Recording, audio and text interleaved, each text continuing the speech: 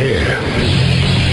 Now, broadcasting from the underground command post, deep in the bowels of a hidden bunker, somewhere under the brick and steel of a nondescript building, we've once again made contact with our leader, Mark Levin. We got a former FBI director, maybe two former FBI directors. We got deputy FBI directors. We've got former attorney general. We've got former and current deputy attorney generals. All corrupt as hell. Now, a couple things. By now, you've heard all the talking points. And you've heard folks like Nancy Pelosi say that President Trump has surrendered his constitutional responsibility as commander-in-chief. And you've heard the Republicans say, yeah, I mean, come on. This is it. This is the big one. But what's real?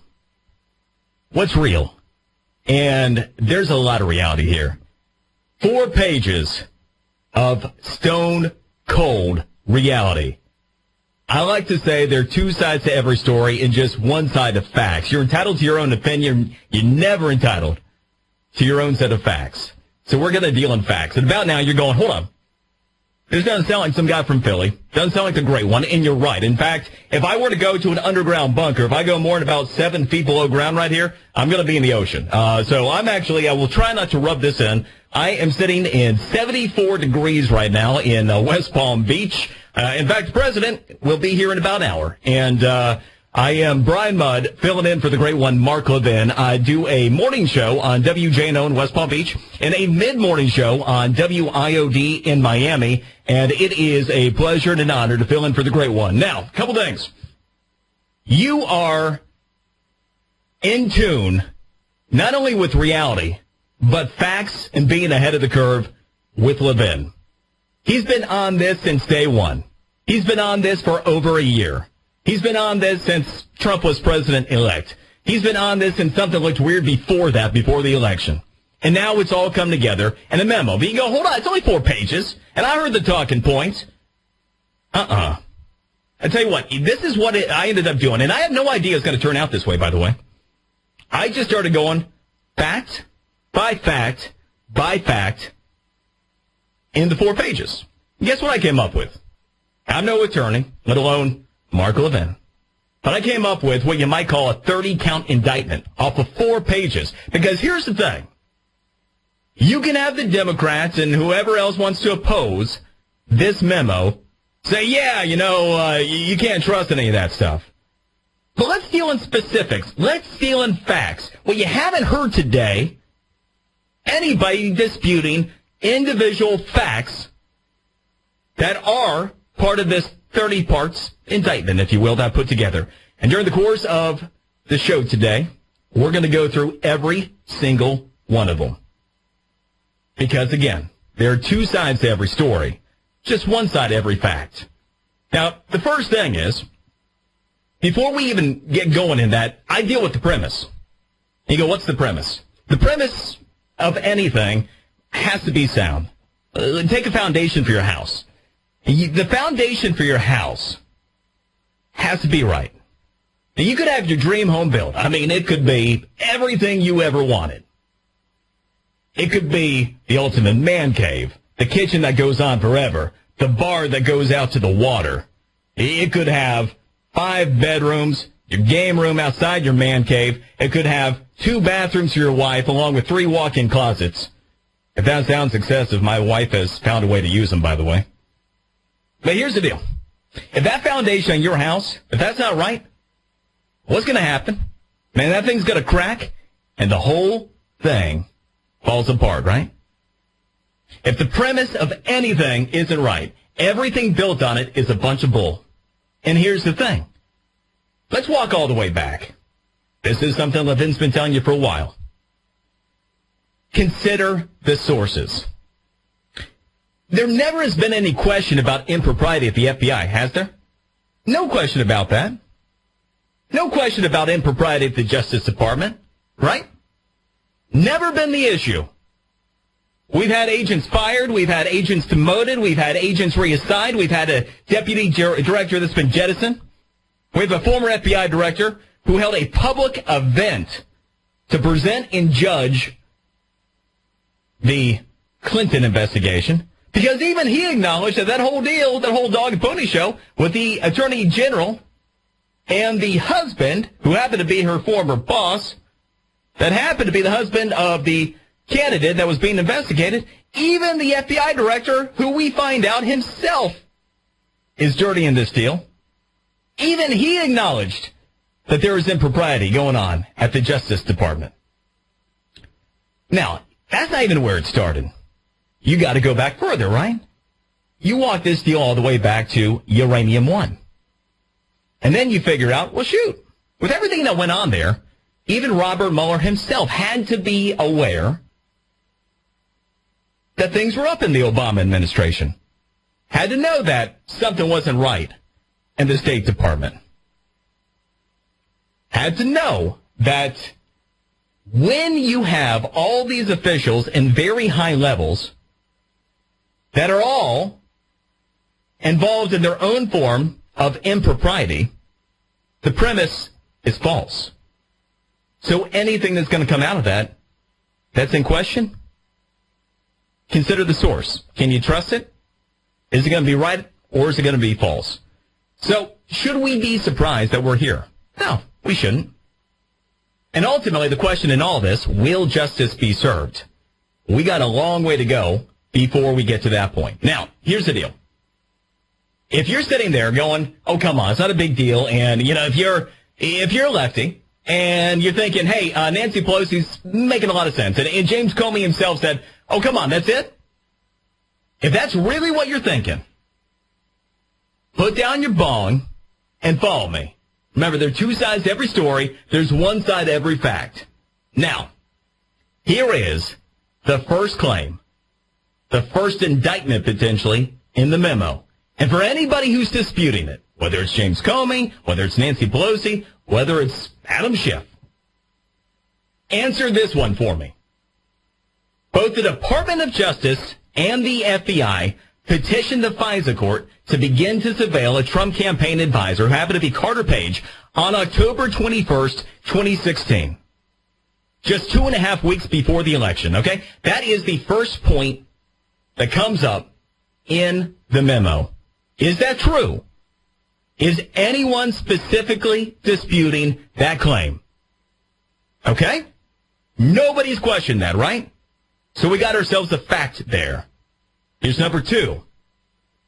The second claim, that the application had to be certified by the FBI director or deputy director, the attorney general, the deputy attorney general, or assistant attorney general to the NSA. Is anyone disputing that process? No, that's a fact, right? All those things have to happen. So we know that the Department of Justice and the FBI had to petition. We know that high-ranking officials in both departments had to sign off, right? There is no one that disputes this. Those are facts, okay? Third claim. The initial warrant on Carter Page was issued and renewed 3 times every 90 days. Now, here's the next thing. That takes you through the campaign. That takes you through the election. That takes you through the period in which Trump was president-elect, and it even takes you through the early days as president. Now, is anyone denying that happened? No, right? That's a fact. All 3 of those are facts. You're going, yeah, but I mean, we haven't heard anything yet that is damning here. Oh, stand by. Stand by, because coming up, it gets juicy, and we get down to brass tacks. Again, there are 2 sides to every story. There's one side to every fact. The first 3 claims, the first 3 pieces of this indictment, ultimately, they're not in dispute. So get beyond the rhetoric. We'll get down to facts. This is Brian Mudd, in for the great one. Mudd Levin.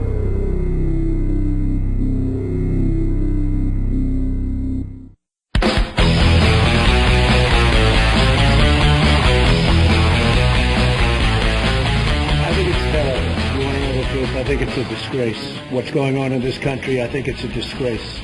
The memo was sent to Congress. It was declassified. Congress will do whatever they're going to do.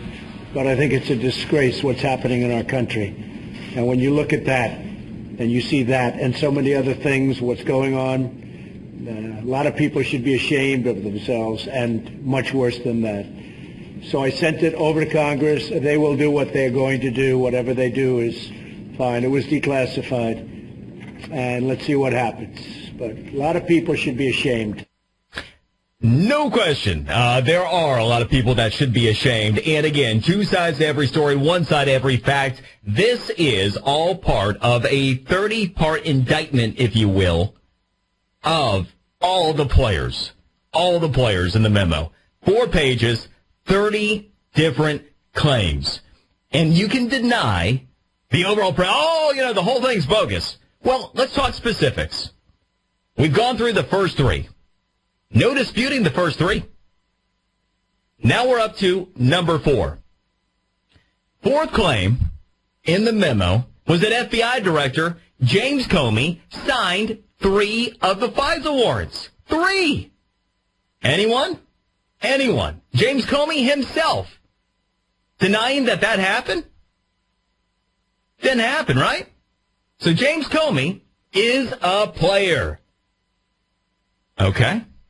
Now we're up to number 5. Deputy FBI Director Andrew McCabe.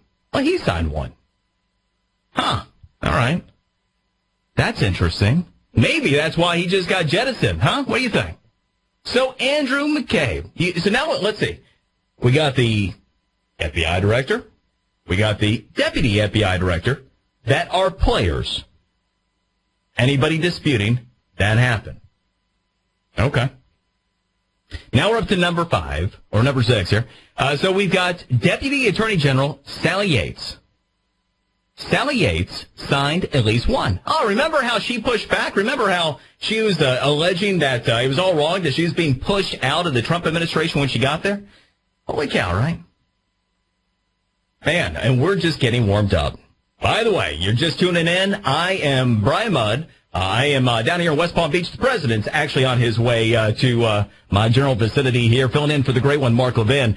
And there are 2 sides to every story. There's one side to every fact. I went through the memo when it came down today and pulled out just the facts that are in it. And here is the rhetoric. The rhetoric around this thing is ultimately that, well, you just can't trust it. Or, yeah, it's really pretty damning. I don't care about the rhetoric. I care about the facts. So what we're doing is going through all the claims piece by piece in this memo, and we're going to find out if anybody is disputing any of these, okay?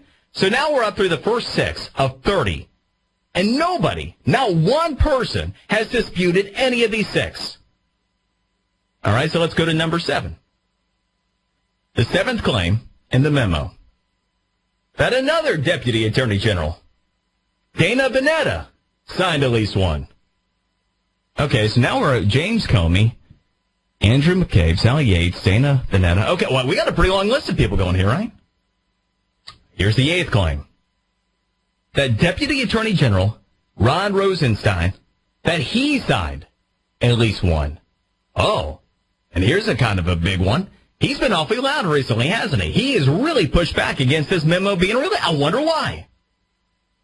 But has he or has anyone else denied that he signed at least one of these FISA warrants? No. Nobody disputes it. And here's the 9th claim. That Christopher Steele was an FBI source. So, couple things. We're just establishing the initial players in all this. And you begin to see just how pervasive this all was. You begin to see just how incredibly corrupt players at the highest levels of the Justice Department and the FBI, how they were all involved. Everybody had a hand in this FISA warrant and the renewals of the FISA warrants. They all knew. So, what was the purpose of all this? Where did this all go? What was the basis of these FISA warrants, right? So this is a quote from the memo today. The Steele dossier was essential to the warrant process. Essential. Now, has anybody disputed that? Well, no. Nobody is disputing that the dossier was essential to get the warrant. Okay, so now we got all the players. Now we know that the Steele dossier was all part of it. Okay, so here's the 10th claim. Christopher Steele paid over $160,000 by the DNC and the Clinton campaign to create it via Perkins Coie and Fusion GPS. Oh, that might be information people want to know about. Is anybody disputing any of this? No. Nobody has disputed that Christopher Steele was paid. Nobody is disputing that the DNC and the Clinton campaign were involved. No one is disputing the law firm that was used. No one's disputing that Fusion GPS was involved. So here we are. We're up through the first 10 points in the memo. And there is now one person, not from James Comey, not from Adam Schiff, not Nancy Pelosi, not even Weiner, wherever he is. Nobody has disputed any of this stuff. So how bogus is this? I mean, hold on. If none of this is in dispute, then how can it be bogus? You beginning to see where this is all going? You see how all this week, what have we received? The rhetoric, the attempts to politicize and push back and make you think along partisan lines and to push you into corners so that if you lean left, you're just going to think this is all politics and not to look at the facts in the memo. That was the entire game here. They don't expect you to read. They don't expect you to break out the facts. They just expect you to fall in line. We don't do that because there are two sides to every story. There's one side to every fact. Now, we are just a third of the way into this, and we're coming back with the good stuff. Brian Mudd, in for the great one.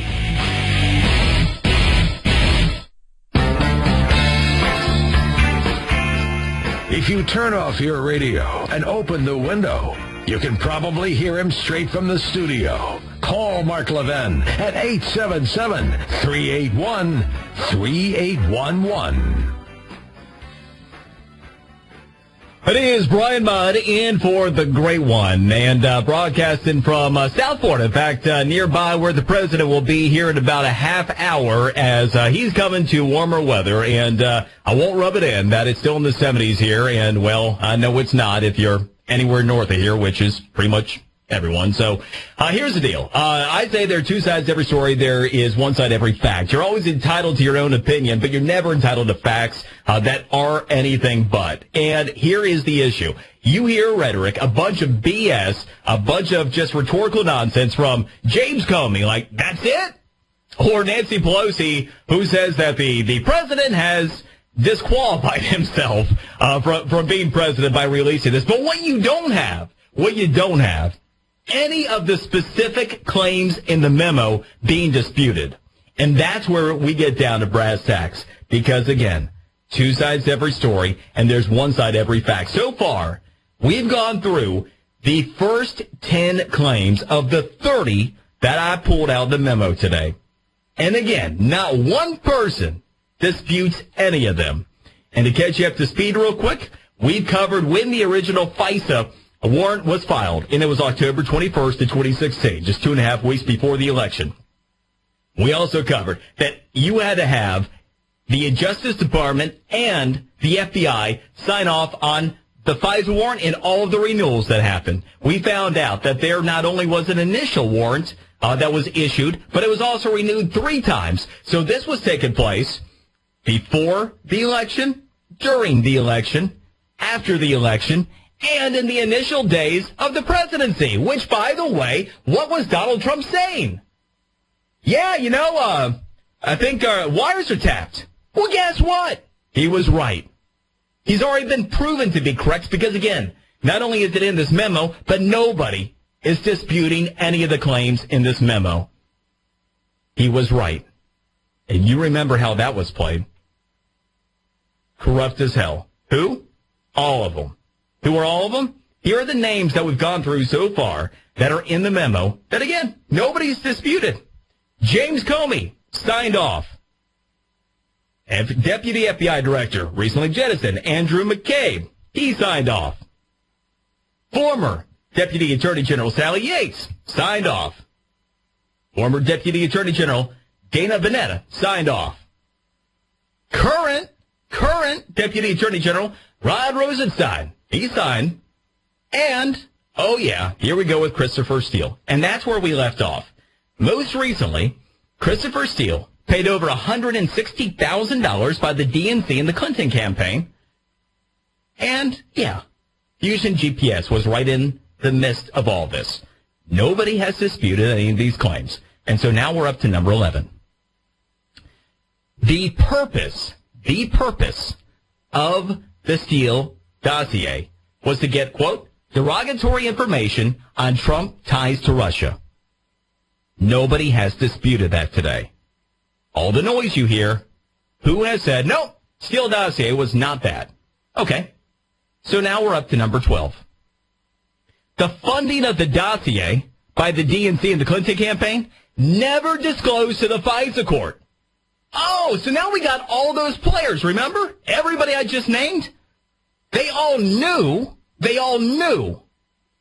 that Christopher Steele was being paid by the DNC and the Clinton campaign to put this together. They all knew what the purpose was, which was to get derogatory information on Trump. And guess what they didn't do? Oh, they never disclosed to the court that information. Huh. Isn't that convenient? Has anybody disputed that? Bueller? Guess not. Huh. Interesting. Next up. The FISA request left the sourcing off of the dossier on that warrant request, despite knowing that it was Fusion GPS. So, they knew that it was this Russian operative organization, and they also left that information off. They simply said that it was being conducted for a private citizen. So, they left every aspect of the information off. Where the money was coming from, who was behind it, the purpose behind it, and also that it had ties to a Russian organization. Huh. Nobody's disputing this. Now we're up to the 15th claim. The FBI authorized an additional payment to Christopher Steele for the dossier. Now think about this for a moment. Every top-level FBI official knew everything about this up to this point. That it was paid for by the DNC, that the fix was in, and they authorized another payment. Now, this was the one that ultimately didn't go through, and why? We'll get to that in just a moment. But again, has anybody disputed that the FBI did not authorize that additional payment? Huh, well, funny. No, not one person has. Just James Comey saying, that's it? That's all you got? 16th claim. On September 23rd of 2016, Yahoo freaking News. Yeah, Yahoo News ran a story linking Carter Page to Moscow. And this was ultimately used in the FISA request as a to corroborate the evidence. Can you even... Yahoo News! I mean, who would have thought that we would end up having a memo that would have Yahoo News, Mother Jones, and James Comey involved? But this has all of it. Now, has anybody disputed this claim? That on September 23rd, Yahoo News ran this story linking Carter Page to Moscow, or that it was used as part of the FISA request? Well, no. Nobody has disputed that. Next up, Christopher Steele leaked the story to Yahoo News. That's in the memo. It's the 17th claim. So hold on.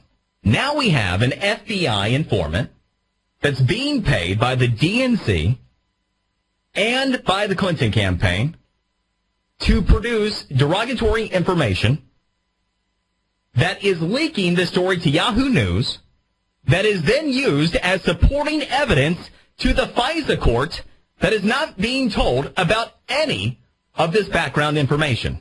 That's signed off on by top-level officials at the Justice Department and the FBI. Anybody disputing any of this today? Where is it, Adam Schiff? Where is it, Nancy Pelosi? That's it, James Comey? You can't shoot down any of these facts? Any of these actual claims in the memo? Talk is cheap, guys. 18th claim. The FISA request has the request itself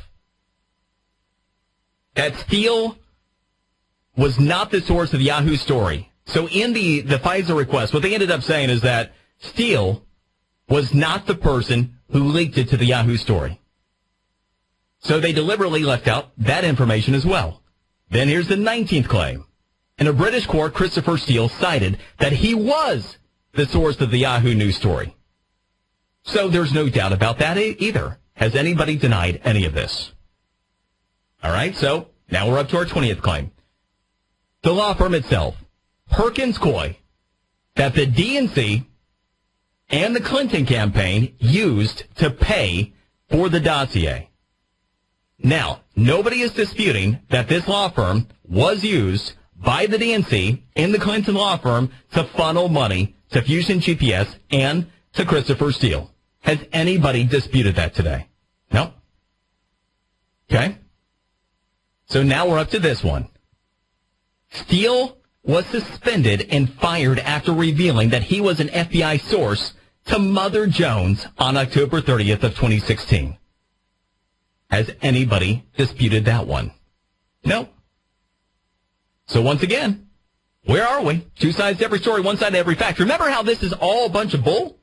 Nobody has disputed any of these 22 claims yet. So now we're up to this one, number 23. After being fired by the FBI, he maintained contact with the Justice Department and specifically, get this, Deputy Attorney General Bruce Orr and senior officials who were direct reports to Deputy Attorney General Sally Yates and later, Rod Rosenstein. So hold on.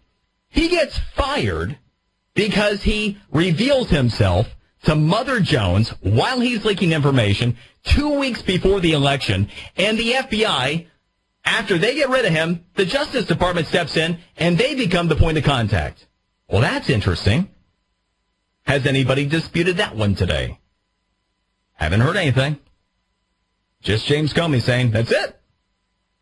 Next claim, number 24. In September of 2016, Christopher Steele told Deputy Attorney General Bruce Orr that he was, quote, desperate that Donald Trump not be elected. You remember all this BS about how we are hearing, Christopher Steele, he's a Republican. Just kind of like Robert Mueller, he's a Republican. James Comey, he's a Republican. Remember all these guys? They're all supposed to be Republicans. They don't like Trump. No. So, quote, was desperate that Donald Trump not be elected. Has anybody disputed that claim today? Haven't heard anything. Here's number 25. Deputy Attorney General Bruce Orr's wife was employed. You ready by this? You can't make this stuff up. Fusion GPS. Here is the Deputy Attorney General, Bruce Orr. Now, he is the guy who is maintaining contact with Christopher Steele after he's been fired by the FBI because he revealed himself as an FBI source while leaking information to Mother Jones 2 weeks before the election. And what happens? Well, we find out that Bruce Orr's wife is also getting paid by Fusion GPS to work on the Christopher Steele Russian dossier. You can't make this stuff up. Has anybody disputed any of this? Right? Two sides to every story, one side to every fact. And we're not done yet. We'll continue with the rest of the story, as the late great one would have said. And this is Brian Mudd filling in for the great one. Mudd Levin.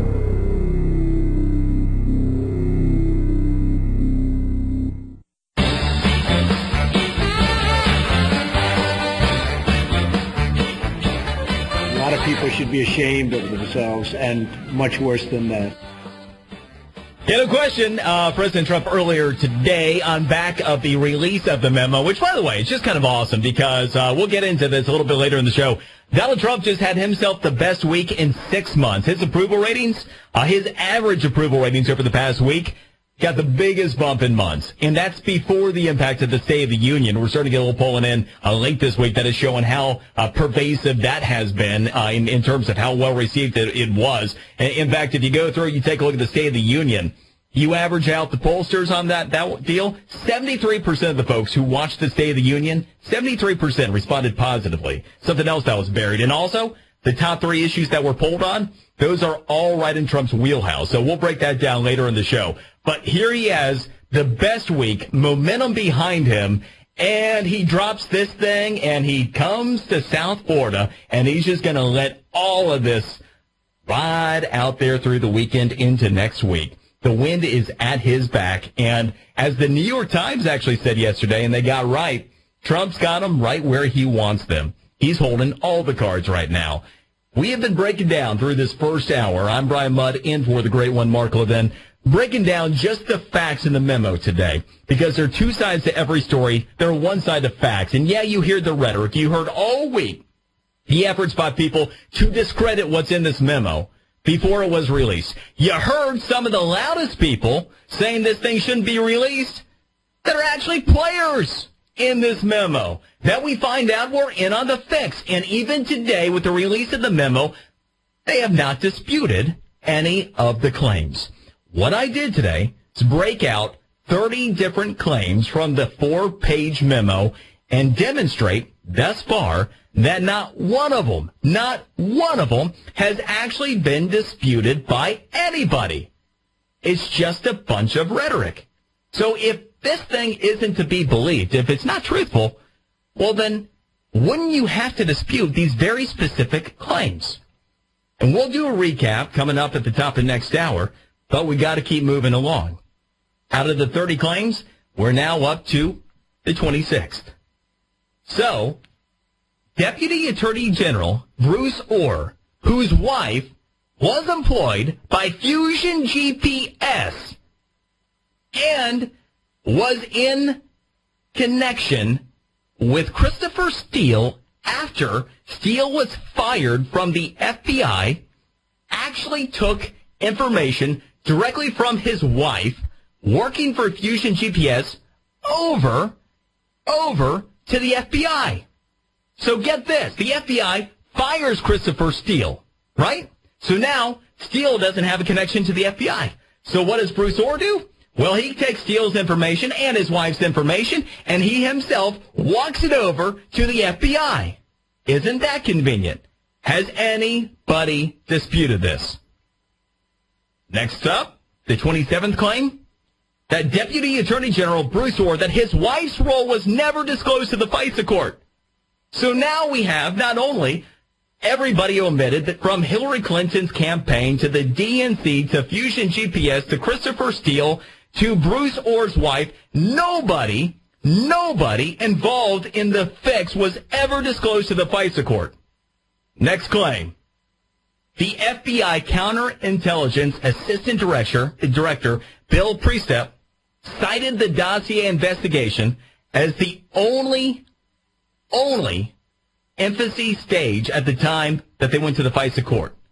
So this was not something they ever would have gone to the FISA court with under ordinary circumstances. In its infancy. But why? 2.5 weeks before the election. Again, they petitioned the FISA court on October 21st of 2016. Has anybody disputed that one? Next up, 29th claim. FBI Director James Comey offered a summation of the dossier to President-elect Donald Trump in January of 2017, despite the dossier having been corroborated. Now, why would he do that? You think that he got scared? The fix was in? The president might find out about this once he was inaugurated? So James Comey goes and tries to get ahead of this deal by telling Trump, hey, there's this thing out there. Never mind that he was in on the fix. And here's the 30th claim. that Deputy FBI Director Andrew McCabe testified in December of 2017 that the warrants for FISA would never have been issued without the dossier. There are two sides to every story. There's one side to every fact. We live in facts. None of those have been disputed. This is Brian Mudd, in for the Great One.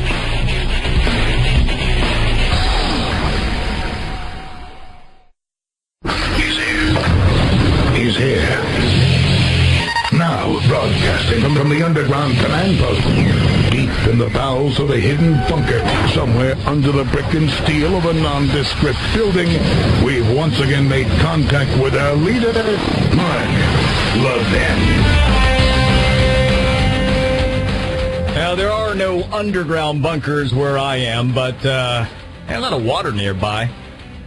It is Brian Mudd, broadcasting from West Palm Beach. Actually, the president landing just about now, just a few miles away from where I am.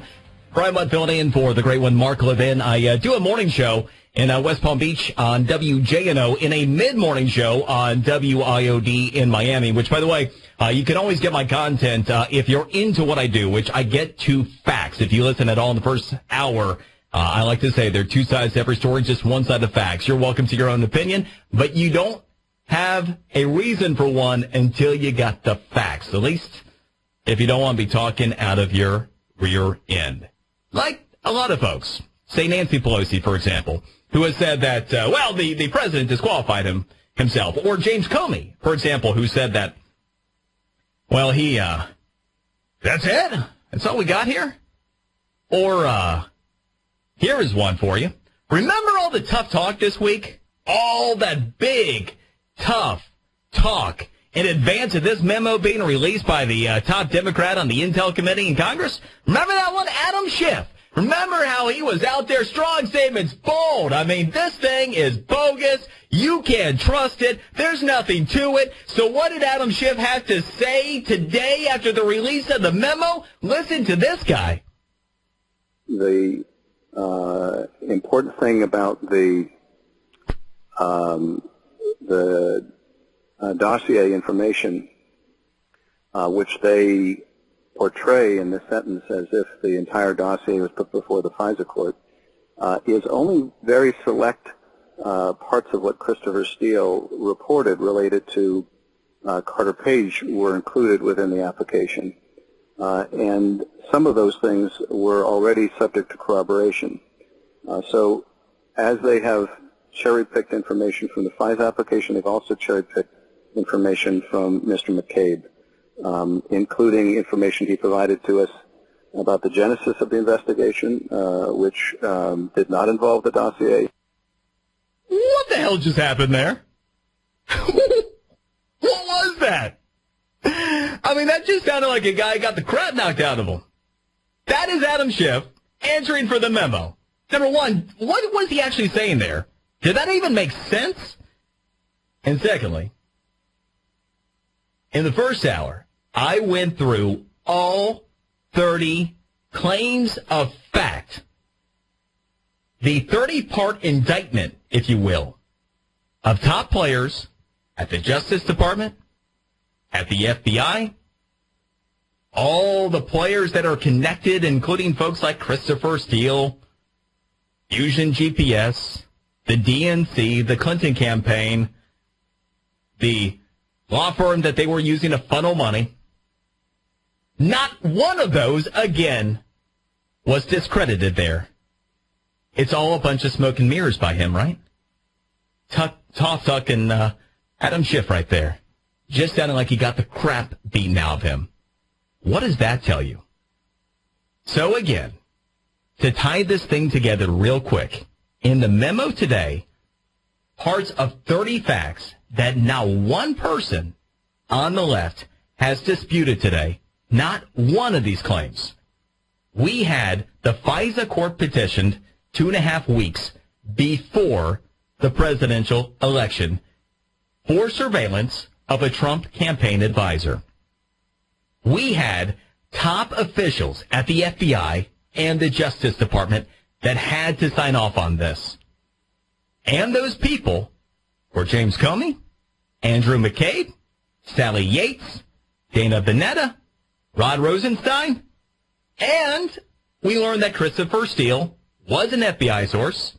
We learned that he was paid by the DNC and the Clinton campaign. We found that he was tied to Fusion GPS. We found out that Perkins Coie was the law firm used to funnel money to Fusion GPS and Christopher Steele. We learned that the purpose that the DNC and the Clinton campaign commissioned the dossier was for quote, derogatory information on Trump. We learned that none of this was ever disclosed to the FISA courts.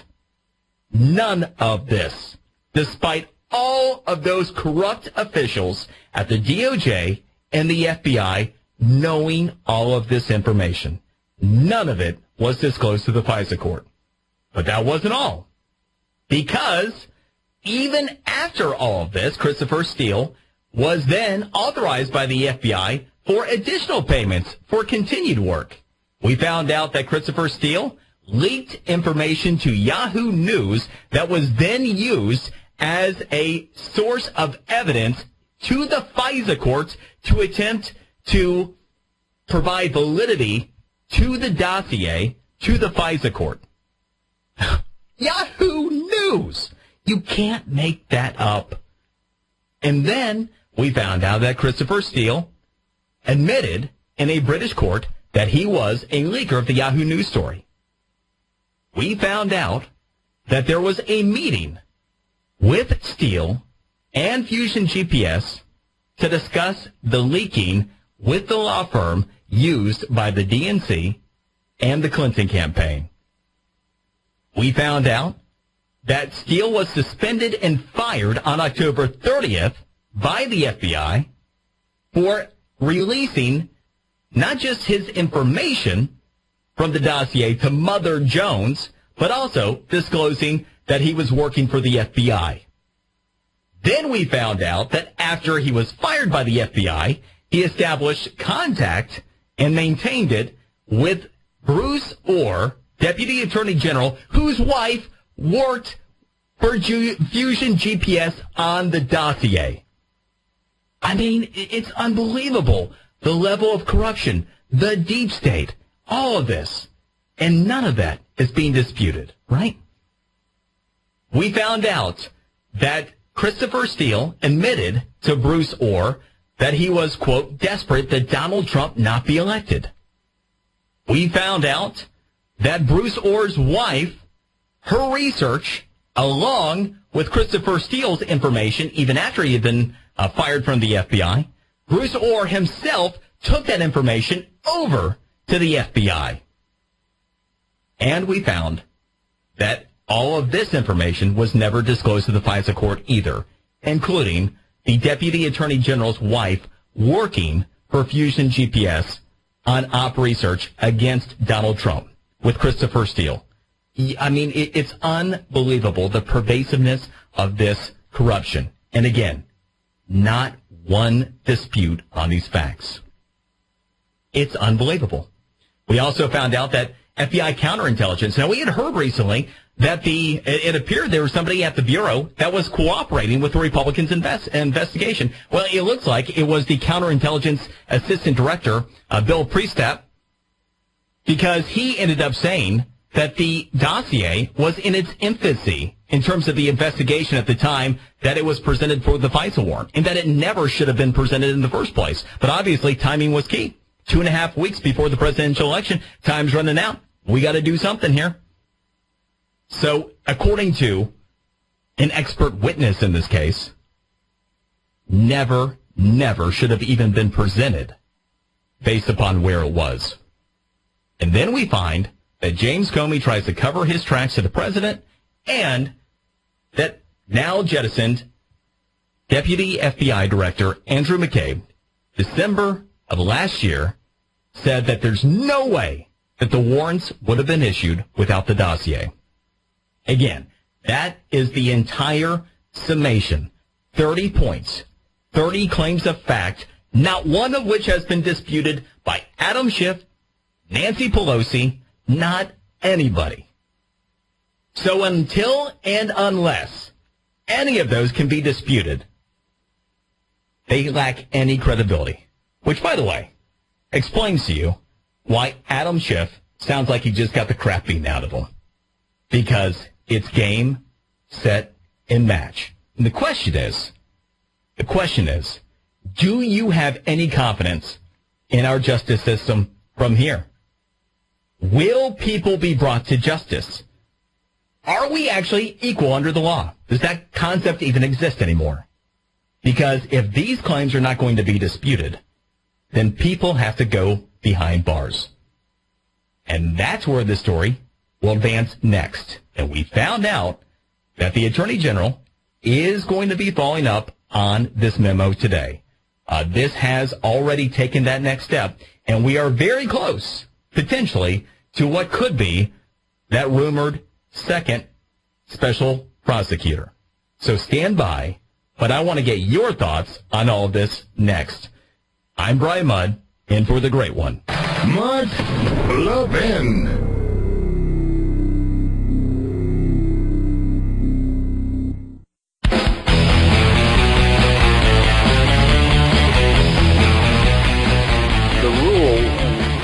This was being released to the public is one that has never been used before, and it's for good reason that would be an extraordinary circumstance, because the Congress is really not in the best position to determine whether to declassify information. That's particularly true without getting the feedback of the relevant agencies. Oh my, isn't that special? You go, who's that again? Well, what was that? That's Adam Schiff, by the way. That is the big, tough-talking, bombastic, this memo cannot be trusted. It's all just a bunch of political nonsense. The Democrats' head intel guy in Congress, that is him, sounding like he just gotten the crap beaten out of him because, well, he can't dispute anything in the memo. So now you hear him talking, well, this is a technicality or rule that hasn't been used, and, well, I mean, it might not be wrong, it might be okay. I mean, there are reasons we don't. Again, not disputing any of the facts in the memo. Two sides to every story, one side to every fact, 30 facts, nobody, not Adam Schiff, who sounds like he's got the crap beaten out of him, not him, not Nancy Pelosi, who is trying to disqualify herself from the human race. She, at this point, might actually be, I used to say it was Michael Jackson. It's the best evidence of potentially extraterrestrial life. Now it's Nancy Pelosi. But that notwithstanding, none of them, including anybody from outer space even, has disputed today any of the 30 facts in the memo. So if you're not disputing any of the information in the memo on point, then how can you discredit the memo? Riddle me that one. All right, so now it's time to go to the phones, get your thoughts, because the question ultimately becomes, what now? We hear the Justice Department's going to follow up on this. If we're not going to be a banana republic, damn well better. So, what do you think? Let's go to Frank, Long Island. Go. Hello, Brian. I enjoyed your factual presentation. It was very good. Let me tell you quickly, I'm in my mid-50s, raised 4 kids. I was a Democrat my whole life. I voted for Obama the first time, not the second, and I could not pull the trigger on Hillary for obvious reasons. I demand, and I mean demand, and I hope somebody's listening, that people, as a citizen of this country, that these people be held accountable, and I mean this is high treason. I'm talking about indictments and jail time, or what's the use? It'll just happen again. This is as bad as it gets, and I don't want to hear from Schiff, and I don't want to hear from Blumenthal, oh, it's a matter of national security. I want to see who signed off on the FISA warrants, because there's no greater threat to our national security and our Constitution and our country than what's going on right now. Well, and that's it. You know, and that's what's in the memo. We get that. James Comey signed off. Andrew McCabe signed off. Sally Yates signed off. Dana Bonetta signed off. Rod Rosenstein signed off. They all were in on it. So, yeah, I mean, I hear you. I understand. I agree. And we know. And that's part of the point here. They were all in on the fix, and not one of them has disputed any of it. Keep up the good work. Thank you. Yeah, I appreciate it. Thanks for being there, Frank. Now, here is another point that is relevant on that note.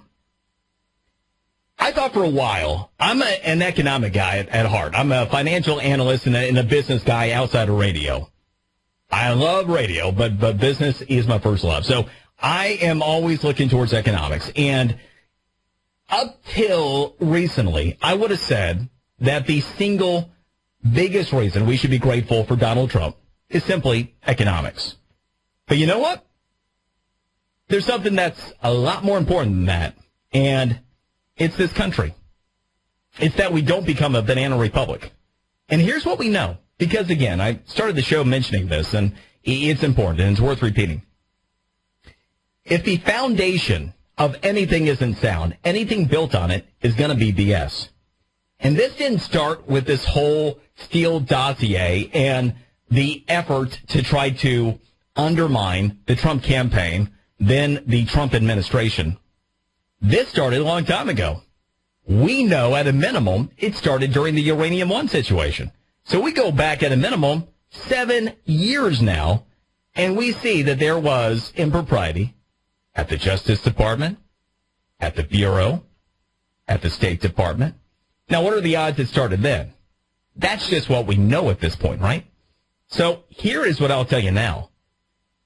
Beyond economics, beyond making America great again, the single biggest reason that any of us should be glad that Donald Trump is the president of the United States is because it's the only reason any of this is coming out.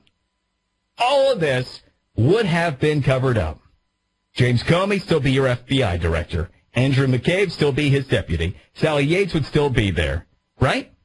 All of these corrupt players, everybody who was in on the fix, they all would have been taken care of by Hillary Clinton, who bought and paid for the dossier that they colluded with, that they were part of the corruption to obtain the warrant that was supposed to take down Donald Trump.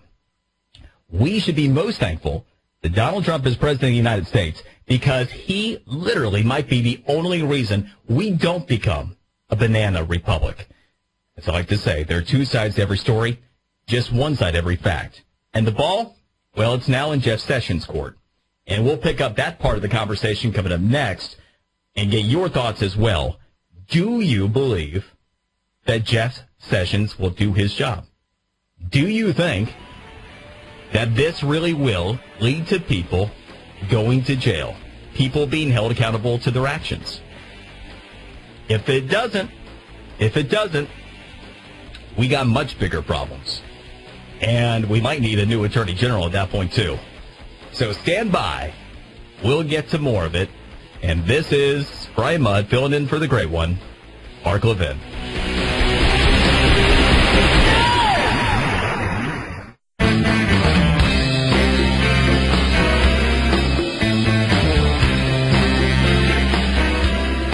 Mark Levin, a proud fanatic for the Constitution. Call him now at 877-381-3811. You don't have to believe me. Believe Andrew McCabe. Andrew McCabe gave testimony that said, but for this dossier, there would never have been a FISA warrant to spy on Carter Page. There never would have been spying on members of the Trump transition team. This dossier was the foundational basis for spying on American citizens. That's Andrew McCabe's testimony. And when the dossier was served up to the FISA court, how was it authenticated?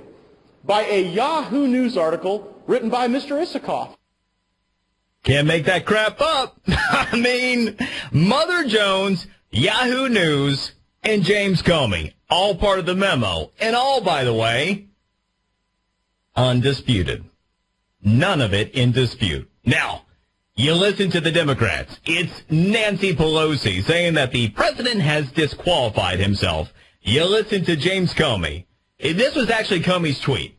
That's it? Dishonest and misleading memo? Dishonest and misleading memo? What about it, Mr. Comey? What was dishonest and misleading? I just went through 30 points. 30 points. So surely you have something specific that is dishonest and misleading.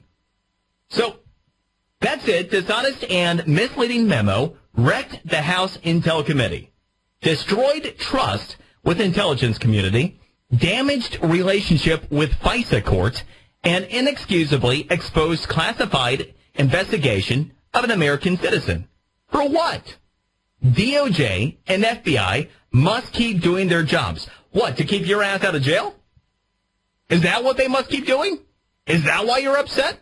Because, Mr. Comey, if anything that you're saying there has any merit to it, surely one of the 30 points, just one of them, Mr. Comey, that I cited, including you being in on the fix, having signed off, having full knowledge that you are withholding information about a conspiracy from the FISA court to get a warrant 2.5 weeks before the investigation. Surely, Mr. Comey, you can dispute 1 out of 30.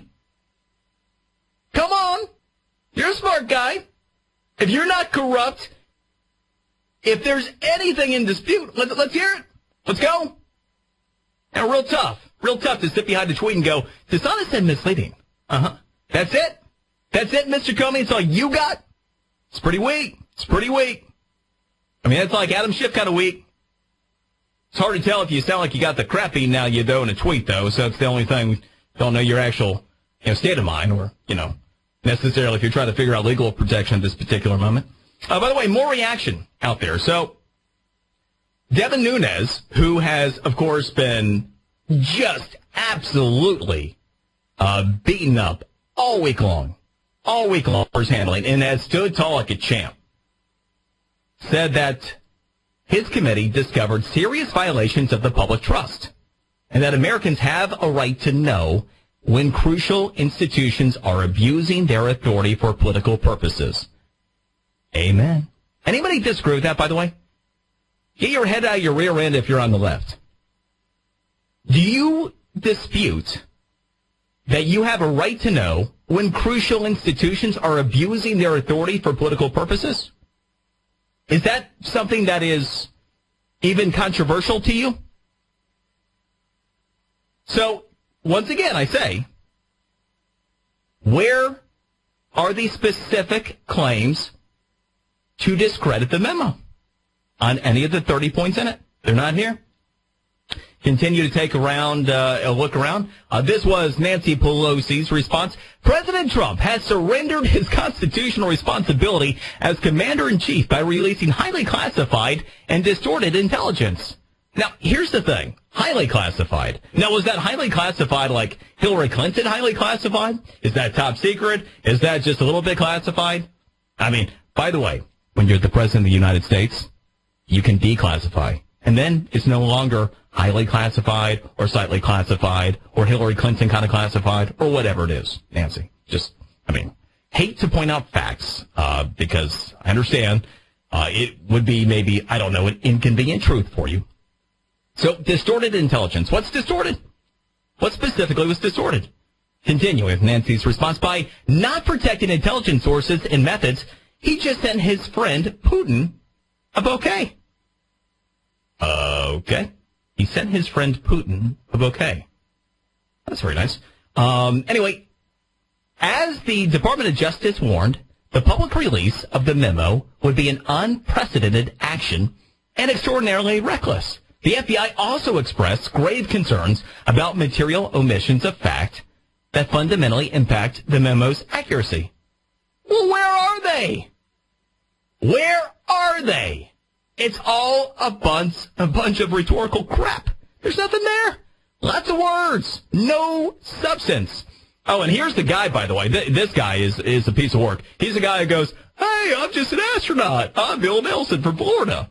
He is scared as all get out, by the way, because our term-limited governor in Florida, Rick Scott, is likely to run against him in the Senate, and polls are looking pretty favorable for, I'm just an astronaut, moderate Bill Nelson. When he's really a leftist radical, he votes right in lockstep with Schumer and Nancy. But anyway, he had this to say. By releasing this memo, the President of the United States is undermining the credibility of our intelligence community and serving a huge victory to Vladimir Putin, the Russian government, and many other intelligence services. Now, how do you figure, Mr. Nelson? Again, where, out of the 30 points that I identified in the 4-page memo, any of them that are discredited. And by the way, how is this a huge victory to Putin? Obviously, they're hinting around the Mueller investigation. Why? Because maybe it doesn't make him look so good either. Anyway, all right, let's get to your thoughts. Let's go to Ivan in Maryland. Hey, Brian, how you doing? Hey, doing well. Hey, you said it right. Nunes goes right up there with Nikki Haley as bright Republican stars. But anyway, why would anyone be surprised that Democrats broke the law? Starting with Hillary and Bill, they have always thought that they were above the law with impunity. To me, it's just like you summed it up. It's like, what's the bottom line, though?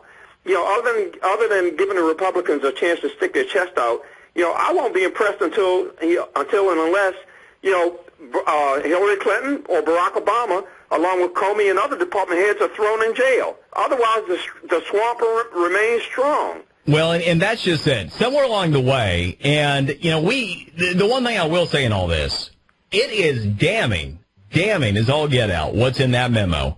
The process does need to play out. We are a country of laws.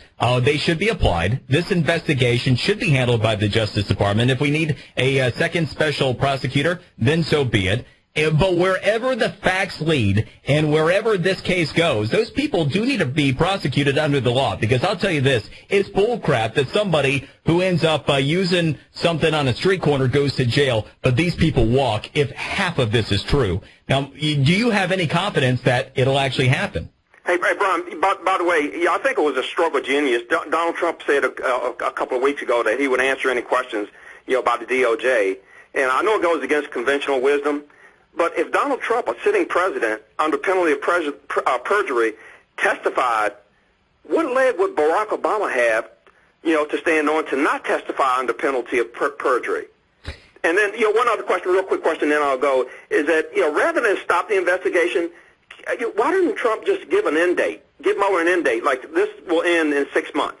Well, because that is not the way these things work. They have the absolute latitude to go as long as they want to. And as we know, many of these have gone years at a time and have gone in all kinds of crazy directions that have nothing to do with the original investigation, which potentially is already where Mueller's investigation goes. So the only thing the president potentially could do is attempt to end it by firing him, and we know the implications there. But he can't go ahead and set restrictions to it because that is not at his discretion for it being set up. Appreciate you listening. Appreciate the call. And let's go to Bill. That's the hometown guy here from Boynton Beach. Hey, Bill, go. Hey. Well, I first want to tell you you're doing a great show, and we love you every morning as we drive to work. Thank you very much. God bless you. Appreciate it.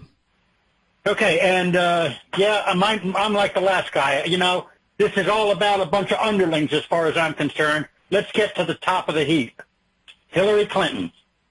Do you have confidence that people will be held accountable?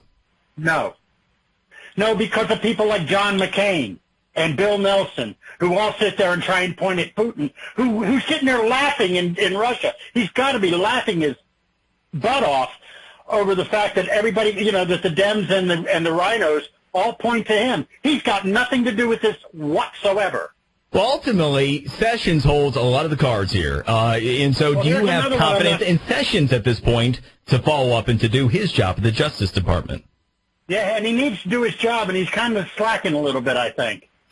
Yeah, I am really wishy-washy there on which way this goes. I mean, I really don't want a banana republic. I want to believe that, we still actually believe in laws that apply to all of us, but we are going to find out here pretty quickly what direction this all goes. I want to believe. I'm in that territory. I'm in the X-Files camp when it comes to our justice system right now. Appreciate the call, Bill. Thanks for listening, including every morning. So a couple things here.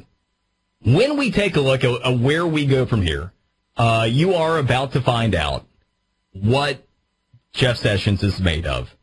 The one thing at this point that I think is fair to say is that Donald Trump has a lot of regrets about who he ended up nominating to be Attorney General. Not only from recusing himself from the Russia investigation, which the president has made clear from the beginning, but when you think about this entire situation, think about the Alabama Senate race. I mean, that whole debacle happened because of, Sessions being Attorney General. So the Democrats get a seat in Alabama because you got somebody who appears to have been, at best, a really awful perv, that was trolling teenage girls when he was in his 30s.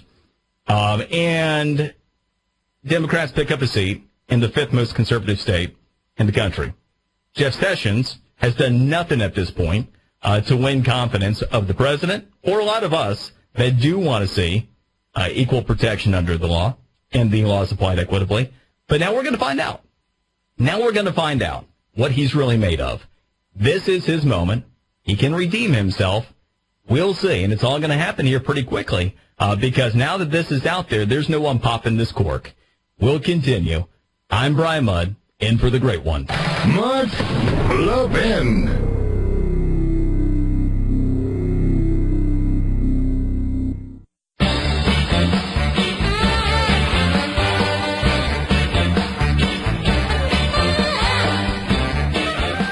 Got a dossier funded by the DNC, harvested by Christopher Steele, walked into the Justice Department by the spouse of someone who'd been hired with the very same money, and then you've got Mr. Isikoff's article, planted by Christopher Steele as the foundational basis to bring this matter before a FISA court. Now, the FBI had authorized payment to Christopher Steele, but they never made that payment because they learned that Steele had broken the cardinal rule of talking to the media while working with the FBI on these matters.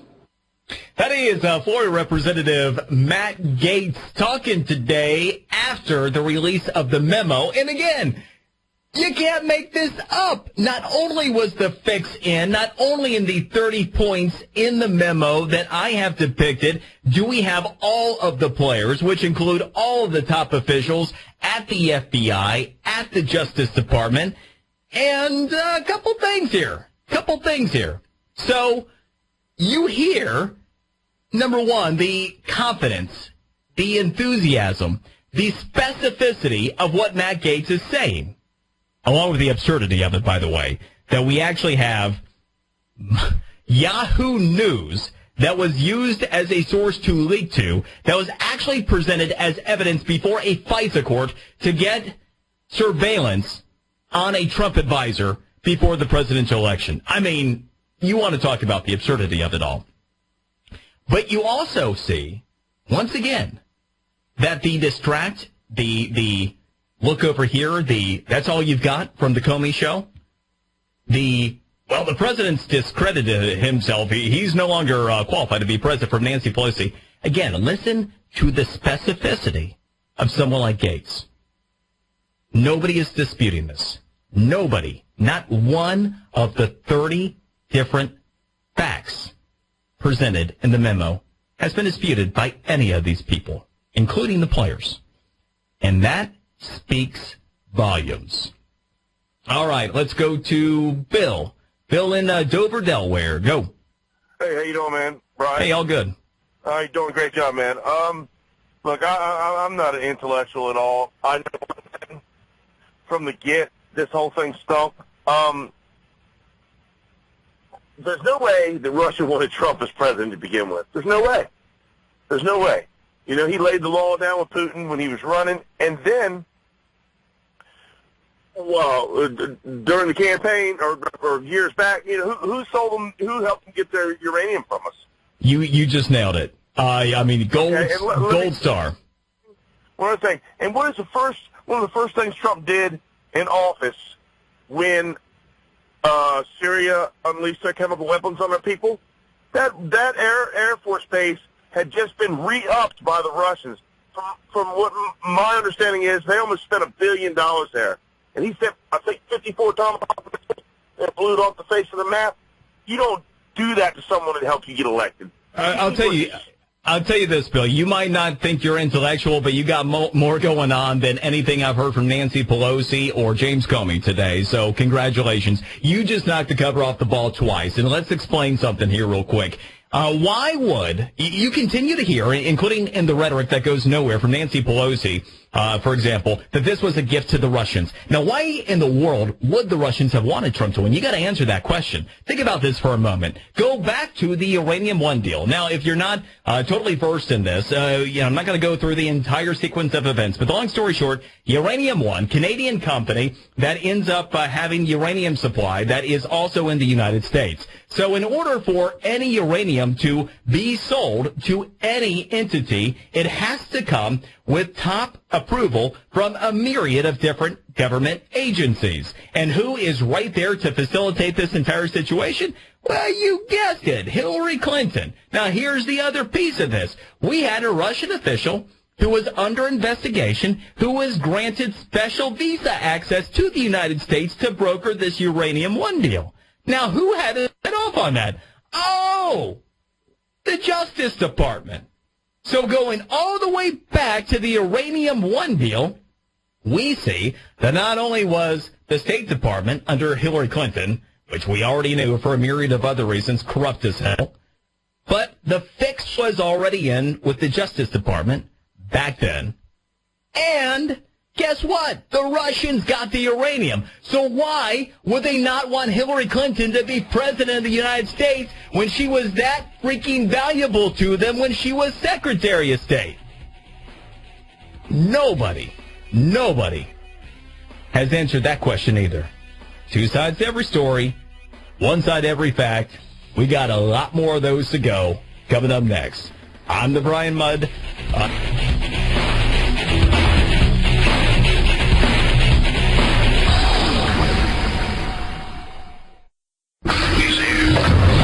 He's here. Now, broadcasting from the underground command post, deep in the bowels of a hidden bunker, somewhere under the brick and steel of a nondescript building, we've once again made contact with our leader, Levin. What's going on in this country, I think it's a disgrace. Yeah, you aren't kidding. That, of course, the president earlier today, when he ended up authorizing the release of the memo that in 4 pages had 30 different points that I've been able to identify, that I've shared with you throughout the course of the show, and that not one person has disputed any of. Not any of the 30. Two sides to every story, one side to every fact. And I am not in an underground bunker. I am 7 feet above sea level and currently just a few miles from the President of the United States as he has made his way to Mar-a-Lago this evening. About an hour ago, he came to his second home here in South Florida. I'm Brian Mudd, and I do a morning show on WJNO in West Palm Beach. I do a mid-morning show on WIOD in Miami. And I got content that goes all over the place. I do 6 hours of radio a day when I'm not doing this show. Which, by the way, this is the most radio I've ever done in a day outside of hurricane coverage. And that's a whole different story that we'll save for a different show, different time. But you can go to WJNO.com, WIOD.com, and get content from those shows. And you can also check out my stuff. Very active every day. And again, my role and what I try to do day in and day out is bring you information you don't get anywhere else.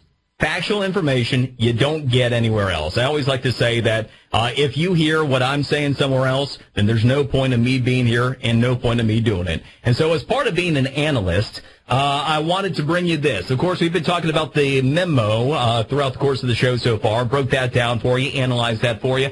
But also, the president, he already had all of the momentum, all the moj before this memo. The initial State of the Union address, that reaction, it was strong. So a couple things. You have a lot of people that take polls, and what do? They find one poll they like, and they run with it. But, one thing that some people have been trained on, like Real Clear Politics, will average out a bunch of polls. And that's good to a point. But even then, a lot of times it'll average out information that across different samples. Everything from adult samples to likely voters. And there's a lot of difference in those samples oftentimes. And you'll also see that you might have stuff that's been averaged together for a month. You know how much stuff changes in politics inside of a month? Think about this. What were we just about talking about a month ago? Remember that whole fire and fury thing? I mean, if you think about it, in January, we went through Fire and Fury, S-Hole Gate, And we end up going through the partial government shutdown. And guess what? The Trumpster, his average approval rating right now, prior to the impact in the polls of the State of the Union address, is the highest it's been in 6 months. His net approval rating, because his disapproval rating has been falling as well, is actually the best since last April. And yeah, he's still underwater, but remember, this was not a guy who won the election based upon the ultimate likability factor. He had barely above 40% favorables when he won the presidency. So that's not what this is about to begin with. So about the State of the Union, been talking about there being two sides to every story, one side to those facts. So here's the deal. Let's get to it. You heard the ratings for the speech. They were 45.6 million. And something I will point out right off the bat. You heard a lot of people go after the president because he tweeted out most viewers ever. You know, it was the most watched ever. And a lot of people went, well, that's a bunch of bull crap because we can show you these other speeches and there were more viewers. But, you know, an inconvenient truth here. That 45.6 million, guess what? That's only traditional broadcast television measured by Nielsen. You might have heard of streaming. It is a somewhat new concept, right? Conveniently, those numbers have been left out. And by the way, even earlier today, I wasn't able to find the latest streaming numbers on the State of the Union speech, but those aren't accounted for. So by the time you factor in streaming viewership, there is actually the potential it would be among the most viewed ever. That's number one. Number two, Fox News. Holy crap. They had 11.5 million viewers. NBC was second with 7.1. This is CNN. It's like, thanks for playing the game. 3.1 million viewers. 3.1 million. So Fox's 11.5. You could add CNN and MSNBC's ratings and combined, they weren't half of Fox News. So here's my next point to you. You know how, as a conservative, you will be made to feel as though you're the outlier, right? Couple of points I want to highlight for you. Donald Trump is the president of the United States. This just in. Secondly, coming out of this 2016 presidential election cycle, there were more elected Republicans top to bottom in the United States of America than there have been at any point since the 1920s. 1920s. So you know how you've been conditioned to feel as though you're the odd one out. You're out there in the periphery. You always have to be on the defensive because that media, man, they put you there. And all those righteous leftists, they put you there. It's them. And remember that if the media had the influence, the traditional media, that they wish they still did, or that you still might feel they have, how in the heck would we have President Donald Trump and more elected Republicans in the United States of America than we've had at any point since the 1920s? So again, to these ratings, hello, who's the oddball? The oddball is the person that's in there going, this is CNN. You have somebody who watched CNN for the State of the Union? They're the weirdo, not you. Next up, when we take a look at the average of the accredited pollsters on the State of the Union address, here's what you get. An average of 73% who responded positively, 73% who responded positively to the State of the Union.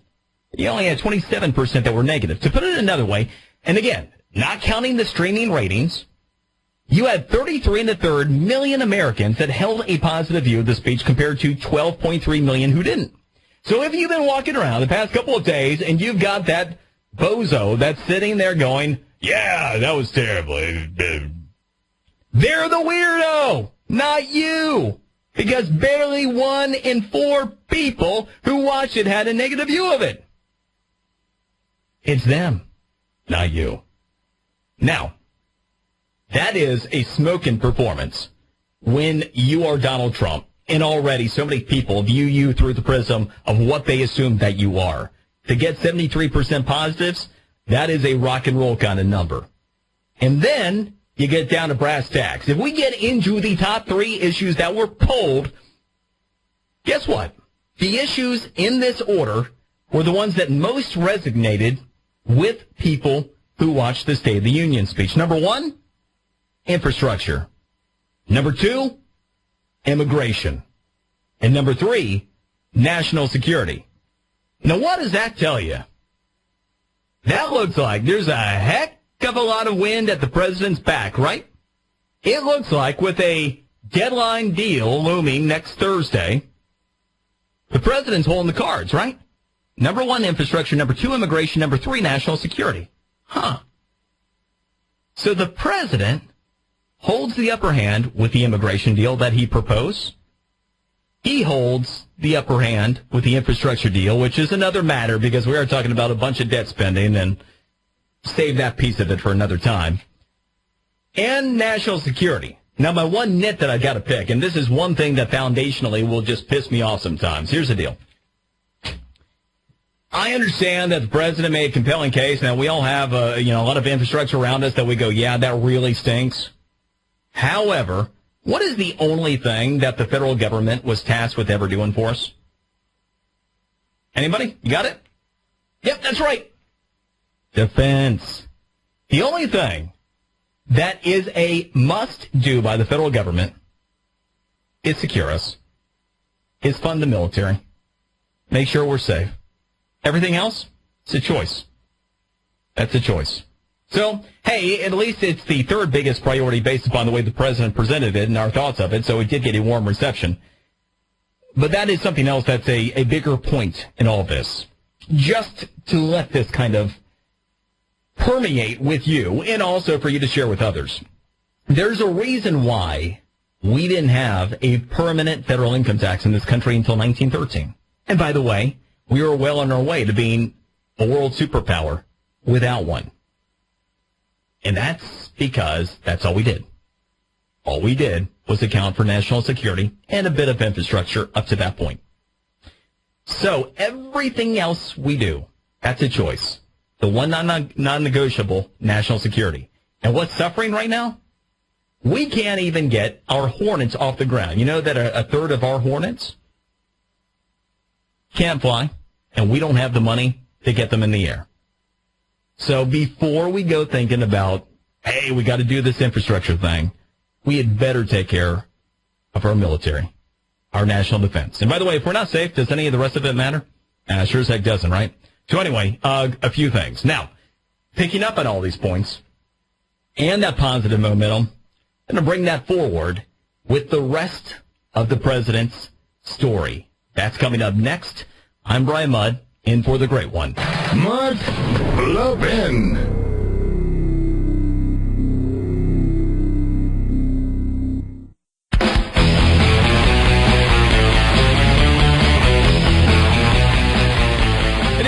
Brian Mudd in for the great one, Mark Levin, and we've been talking about the memo, the 30 different facts in it that not one person has been able to dispute.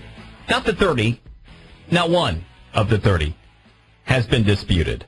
So you can sit there and say all day, oh, yeah, nothing to it. Yeah. Uh-huh. You can be James Comey, say, that's it. Well, what are you suggesting isn't true, Mr. Comey? That you were part of the fix? Because, I mean, that's in the memo. You're not disputing any of the facts in the memo. Adam Schiff? No. He's not disputing any of the facts.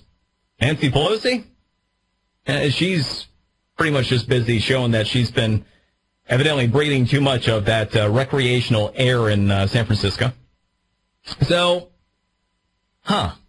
okay. And most recently, we were taking a look at the State of the Union address and how well received it was, and the top issues that were polled coming out of the State of the Union, which all happen to line up with the president's agenda, as we have a deadline looming next Thursday for funding for the government, as we have the DACA deadline looming in early March.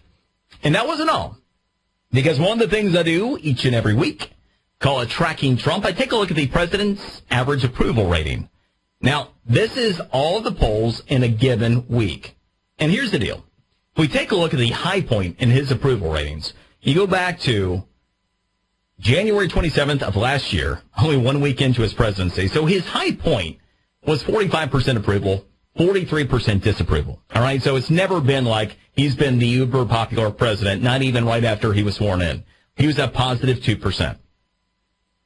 The low point was last August when he was just at 37% approval, 59% disapproval. So he was in the hole by 22%. So where are we today? Now, this was prior to any polling that came out later in the day. This is first thing this morning where we stood before really any approval information from the State of the Union was factored in. And that's important. I'll get to that in a moment. Well, his average approval rating, 42% approval, 53% disapproval. Now, while that doesn't sound good, here's the deal. He's up 4% in his overall average approval rating in 1 week. And what moved that? It was Davos, the positive reception over there. It was the great economic news. It was the State of the Union address, 10% of the sample. That's it, as the first thing this morning. So if 73% of people were positive, and he already got a 4% bump, and we see all of those top issues, the president's agenda, he's got all of the upper hand in the negotiating power. But here's the other thing that's important, too. Because when you get into polling, you'll see that some people like to pick and choose polls, right? Well, we have seen for months now that the more engaged and informed somebody is, the more likely they are to approve of him. So over the past week, if you take a look at only the adult samples, the least informed, the least engaged, his average approval rating was 40. If you take a look at registered voters, 44%. If you take a look at likely voters, look at that, 45%, which happens to be, by the way, the exact same approval rating he had just over a year ago, right after his inauguration. So look at that. And you don't hear that anywhere else, do you? Because, again, you have people that are picking and choosing their polls and going with what they like. And the other deal is, too, what you're continuing to see is that because of the samples, you have Gallup. Let's say that somebody used Gallup's poll this week. You know that his approval rating is at negative 20% there? You look at Monmouth. His approval rating, just at negative 4%. Pretty big difference, isn't it? So, again, there's a lot more to the president's story. And then you wait for the outcome of the State of the Union address. Yeah, we've had polls that have come out today that have shown the president's approval as high as 49%. So stand by for next week. But that's not the only thing here. So here's the deal. Have you felt as though the country is heading in the right direction, or have you thought it's on the wrong track? So coming out of the Obama administration, only 30% of us thought we were heading the right way. That's it. So even though people are like, yeah, Obama, good guy, generally had favorable approval ratings, right? Yeah, people hated his policies, and we weren't happy with the direction of the country, and there's good reason for it. We had the worst sustained economy that we've ever had. Pretty ridiculous, right?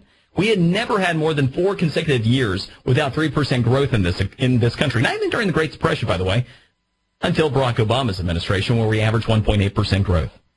And so where are we today?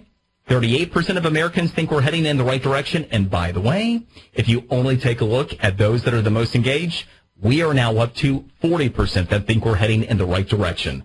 That is a huge increase over where we were 1 year ago, and we're just getting started. I'm Brian Mudd, and we are taking a look at the facts on tonight's show. And by the way, the New York Times, have to give them credit, they absolutely nailed it. Because they had this headline yesterday, Trump has got the Democrats right where he wants them. And that's why I was setting up all that information. The State of the Union, the positivity there, his polls already surging, the direction of the country, people being more positive about it. And then the memo. We'll continue. Brian Mudd, in for the great one.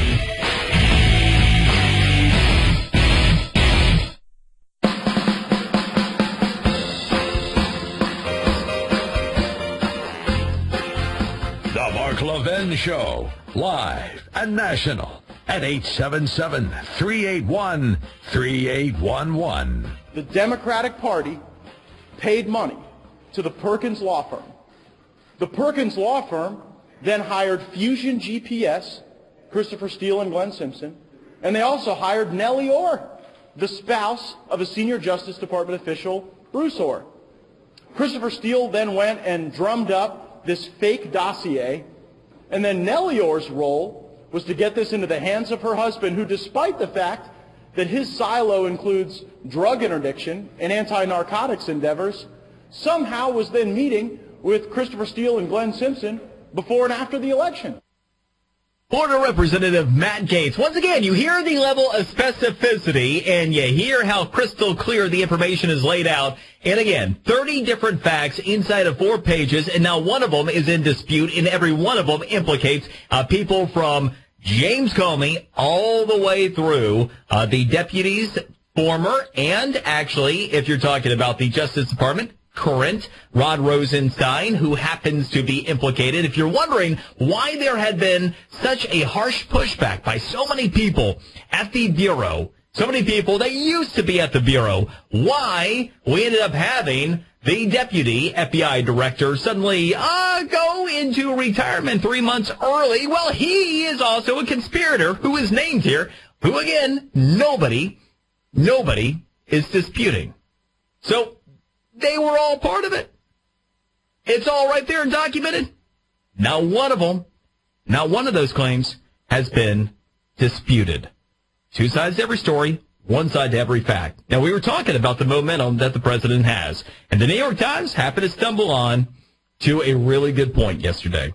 Headline in that story was Trump has got Democrats right where he wants them. And I'm going to summarize what I was just talking about.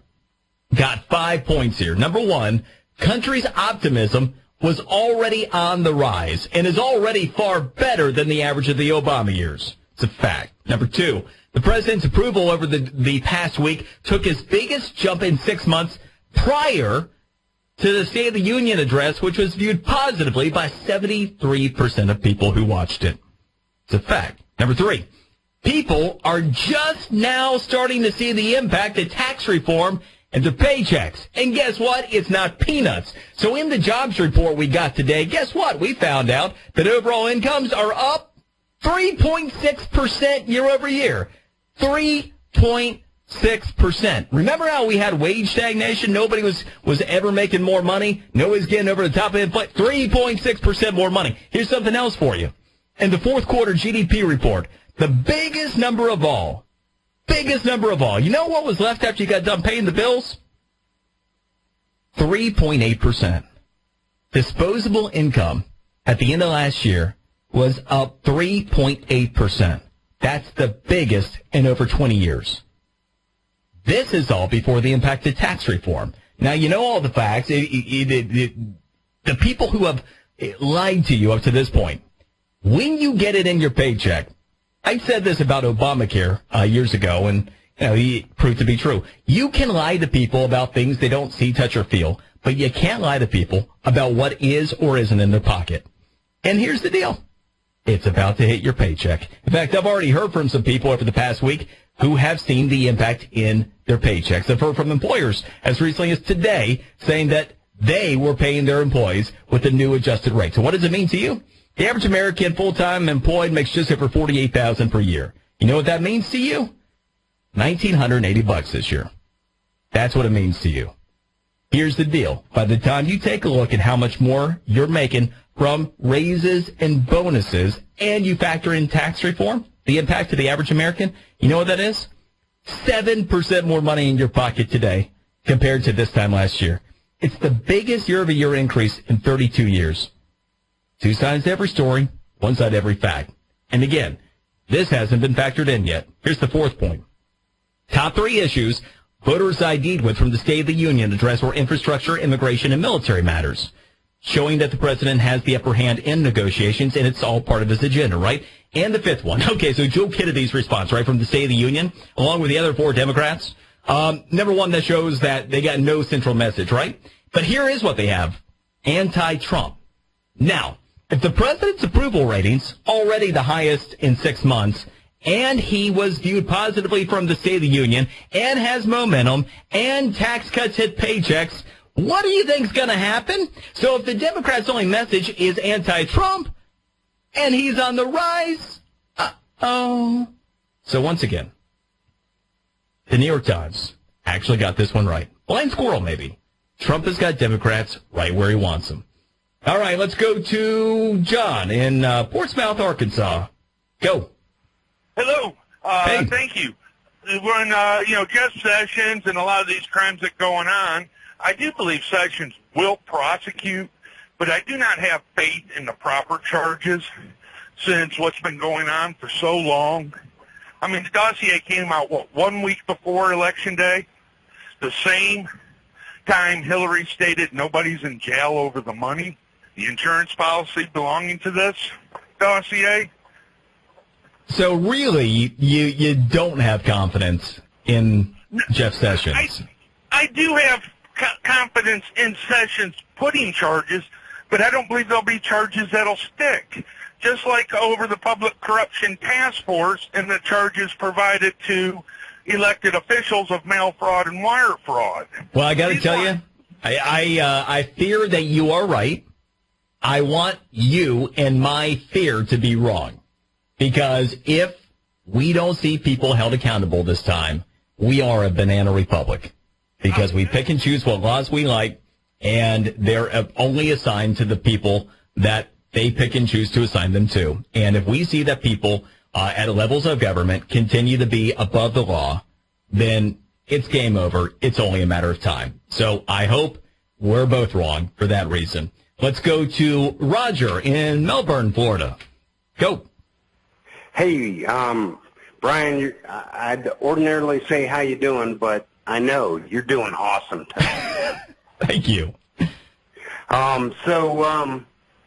Jeff Sessions is kind of spineless, and so my thought is what has happened lately is that we need Trey Gowdy as the Attorney General. You know what? It's funny you mentioned that, because when he said that he is going to leave Congress and he wants to get back into law, that thought crossed my mind, too. I don't know how we get from here to there at this point, but I second that nomination. That's an awfully good thought. Appreciate it, Roger. All right, and let's go to Chelsea, who is hanging out in Fort Lee, New Jersey. Go. Hey, how's it going? Hey, all good.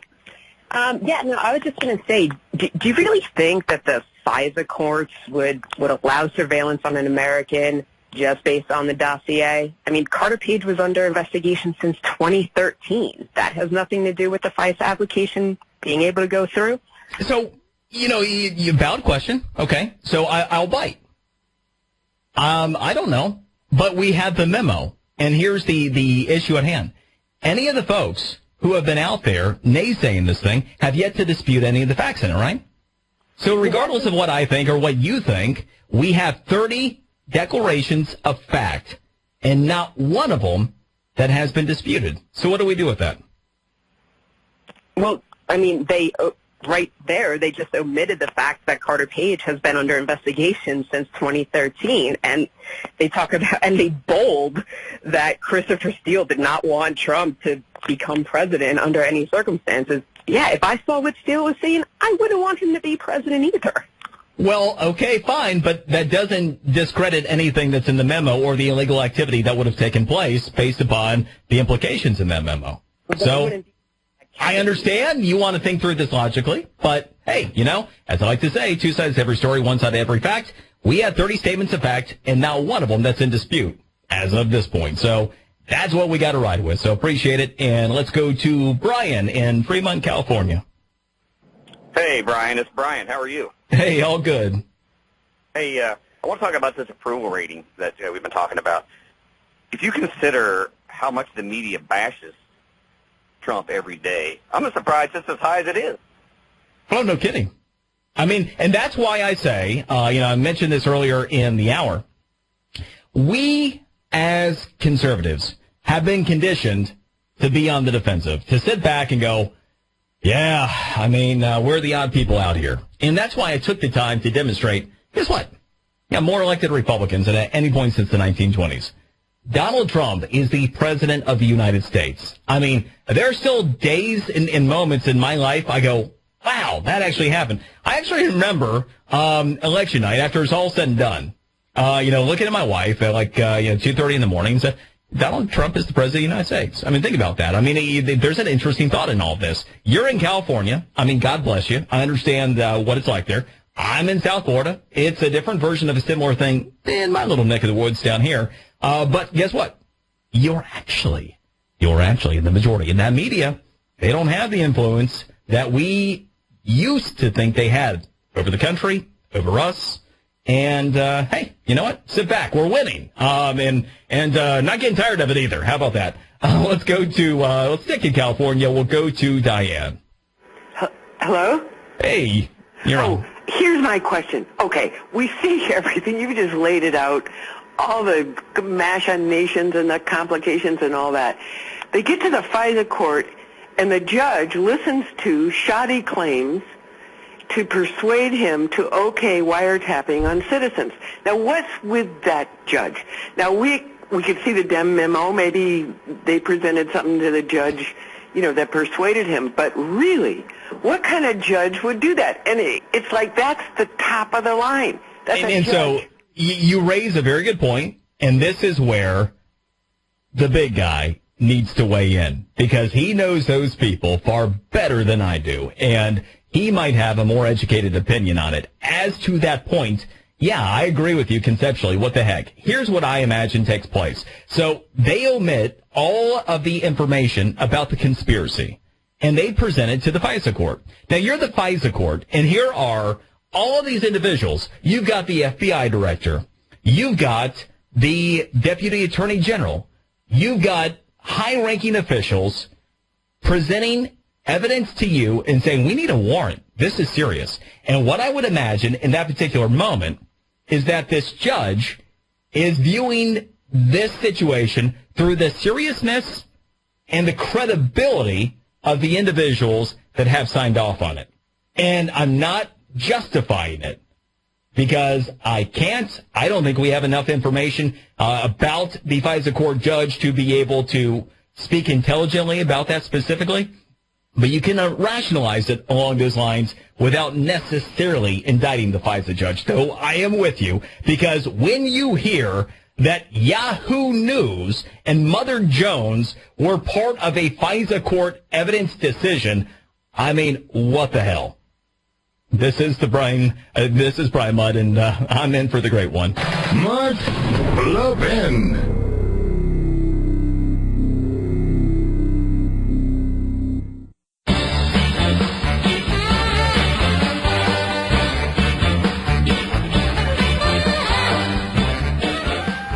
My friend Brian Kenny, Stephen A., our colleague and good friend from ESPN, now on MLB Network, was tweeting about this last night, and someone asked him what about the Fighting Irish? Brian is Irish-American. His father, Charlie Kenny, the late, great Charlie Kenny, bog farmer from Ireland. That's where his people are from. Walked the beat in Queens as a cop once he got to this country. Was asked about the Fighting Irish and the leprechaun logo. And many Irish-Americans are not offended, but many are. And should that also change? You answer that. The answer is yes. Wow. Unequivocally yes. Pernicious, negative stereotypes of marginalized people that offend, even some among them, should be changed. It's not that hard. What the hell just happened there? I mean, it's like you're going through your week, and there's a lot going on, and then that happens. And what happens? That's ESPN, Max Kellerman, telling you that the Fighting Irish, they're offending people. Now, I'm Brian Mudd, in for the great one, Mark Levin. I cannot imagine how miserable and pathetic of an existence it must be. You wake up in the morning, you walk around, and you wait to be offended. And in this particular case, we should all thank God that we aren't waking up as pathetic as Max Kellerman. So, in the wake of Cleveland caving to the social justice nonsense that seeks to politicize every sport, which, by the way, can we just watch a freaking sporting event? Good Lord. Without it actually being ruined for those who actually watch it for entertainment. Now, we happen to have this. Now, Notre Dame's mascot is too offensive to be allowed to exist. And I'm beginning to think that what happens is that when you have pathetic people like Max Kellerman, they wake up in the morning, And they're walking around, and they're waiting to be offended. And it doesn't happen. They go for, I'm not offended yet. Before long, they just invent something to become offended about. It's my operating theory on this one. So never mind that the Cleveland mascot, much like the Braves mascot, like the Seminoles mascot, are revered by their fans. Here's the biggest bullcrap argument with all of the Native American whatever logos.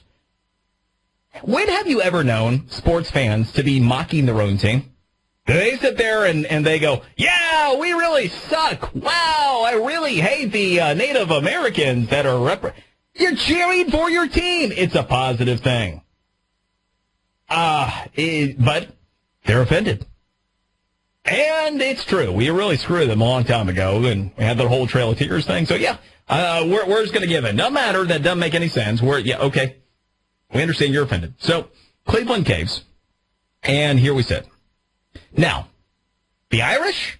Let me ask Max and all those buffoons over there at the failing ESPN. What of those of us who are simply sports fans are offended by you politicizing sports? Does that matter? I got a little Irish in me. I'm a Euro mutt in Lebanese. That means I'm Catholic too, by the way. So I got all kinds of righteous ground with you fools, right? I'm offended by you. So by the time this is all done, here is where I'm finding myself. You want to talk about safe space? If you just want to freaking watch entertainment, I'm actually on the verge of finding myself rooting for Vince McMahon's No Kneeling League and potentially cheering for He Still Hates Me or whoever plays in that new league. Good God. Please. And by the way, the Super Bowl.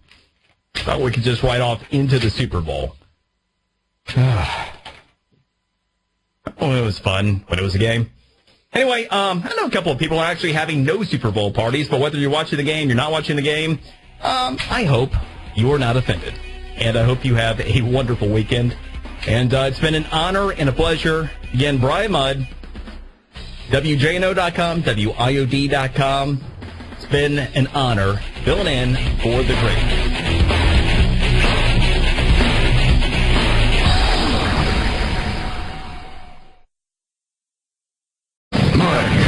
Levin.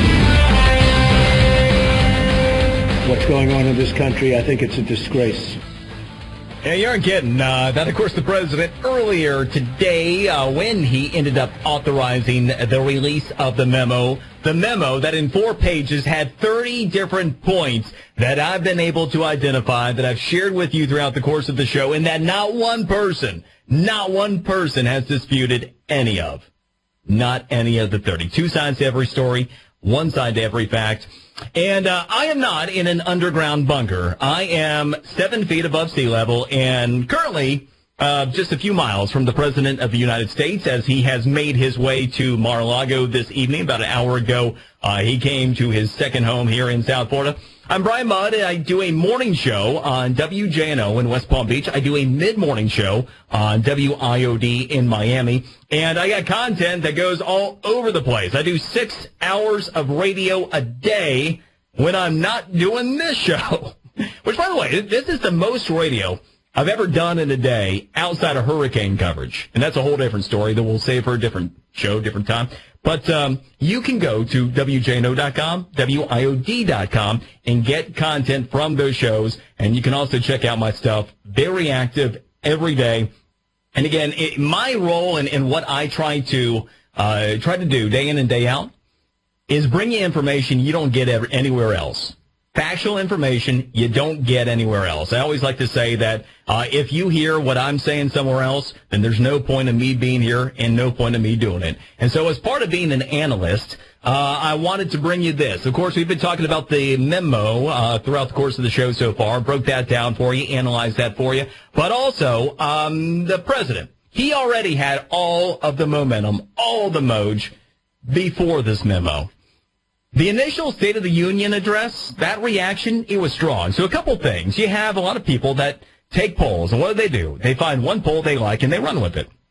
But One thing that some people have been trained on, like Real Clear Politics, will average out a bunch of polls. And that's good to a point. But even then, a lot of times it'll average out information that across different samples. Everything from adult samples to likely voters. And there's a lot of difference in those samples oftentimes. And you'll also see that you might have stuff that's been averaged together for a month. You know how much stuff changes in politics inside of a month? Think about this. What were we just about talking about a month ago?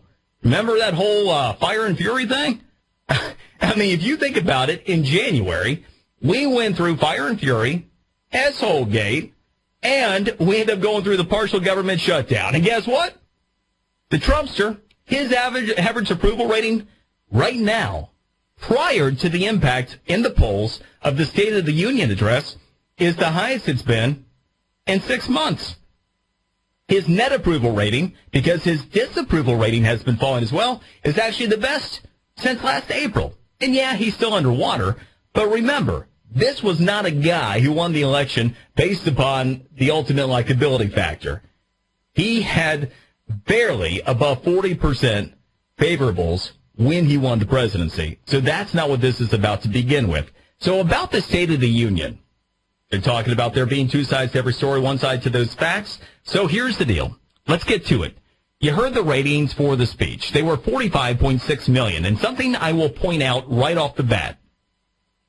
You heard a lot of people go after the president because he tweeted out most viewers ever. It was the most watched ever. And a lot of people went, well, that's a bunch of bull crap because we can show you these other speeches and there were more viewers. But, an inconvenient truth here.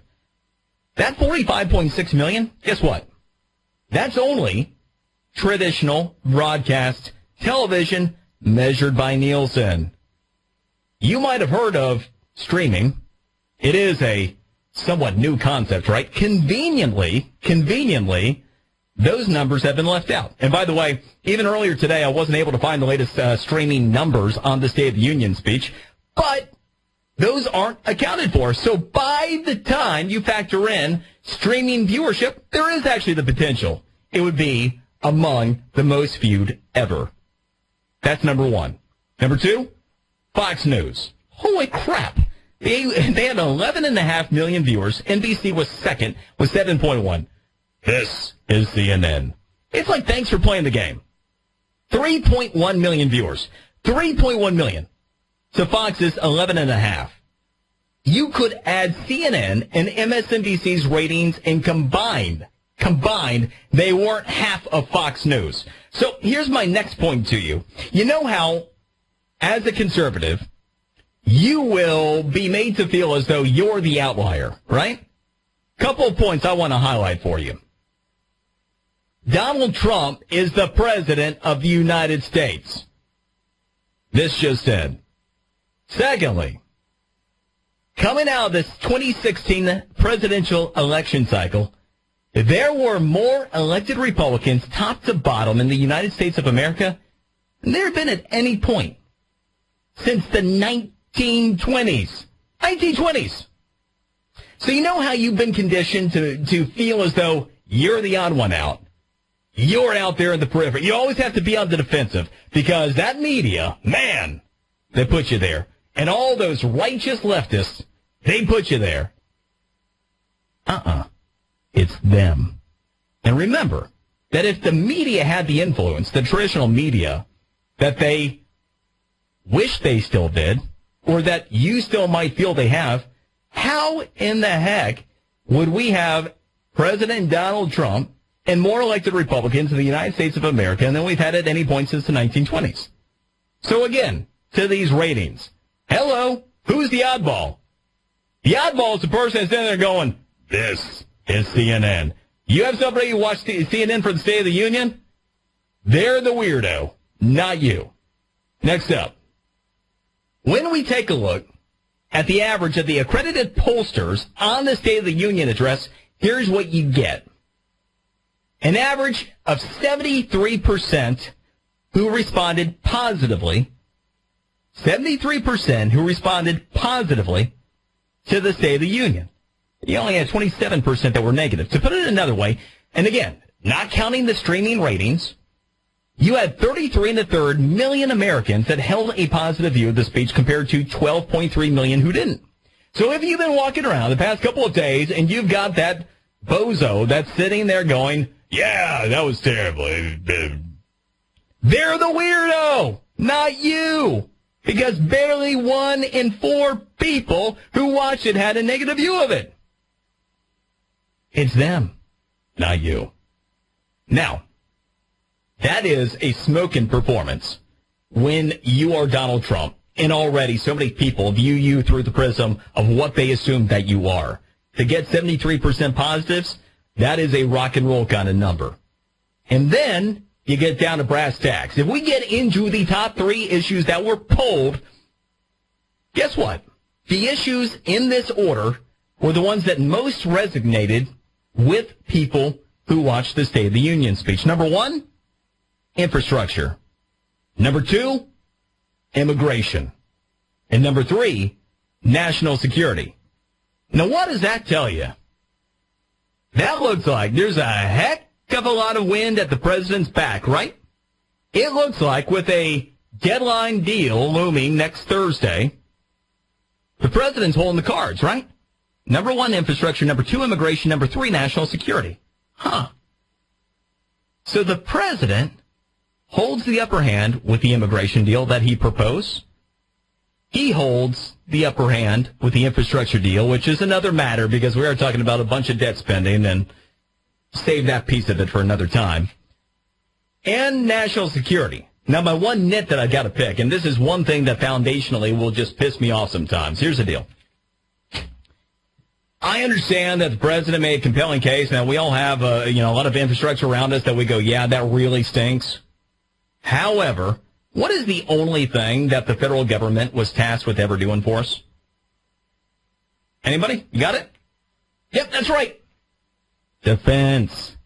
The only thing that is a must-do by the federal government is secure us, is fund the military, make sure we're safe.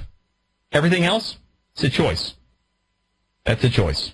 So, hey, at least it's the 3rd biggest priority based upon the way the president presented it and our thoughts of it, so it did get a warm reception. But that is something else that's a bigger point in all of this. Just to let this kind of permeate with you and also for you to share with others. There's a reason why we didn't have a permanent federal income tax in this country until 1913. And by the way, we were well on our way to being a world superpower without one. And that's because that's all we did. All we did was account for national security and a bit of infrastructure up to that point. So everything else we do, that's a choice. The one non-negotiable, national security. And what's suffering right now? We can't even get our Hornets off the ground. You know that a third of our Hornets can't fly, and we don't have the money to get them in the air. So before we go thinking about, hey, we got to do this infrastructure thing, we had better take care of our military, our national defense. And by the way, if we're not safe, does any of the rest of it matter? Sure as heck doesn't, right? So anyway, a few things. Now, picking up on all these points and that positive momentum, I'm going to bring that forward with the rest of the president's story. That's coming up next. I'm Brian Mudd, in for the great one. Mark Levin.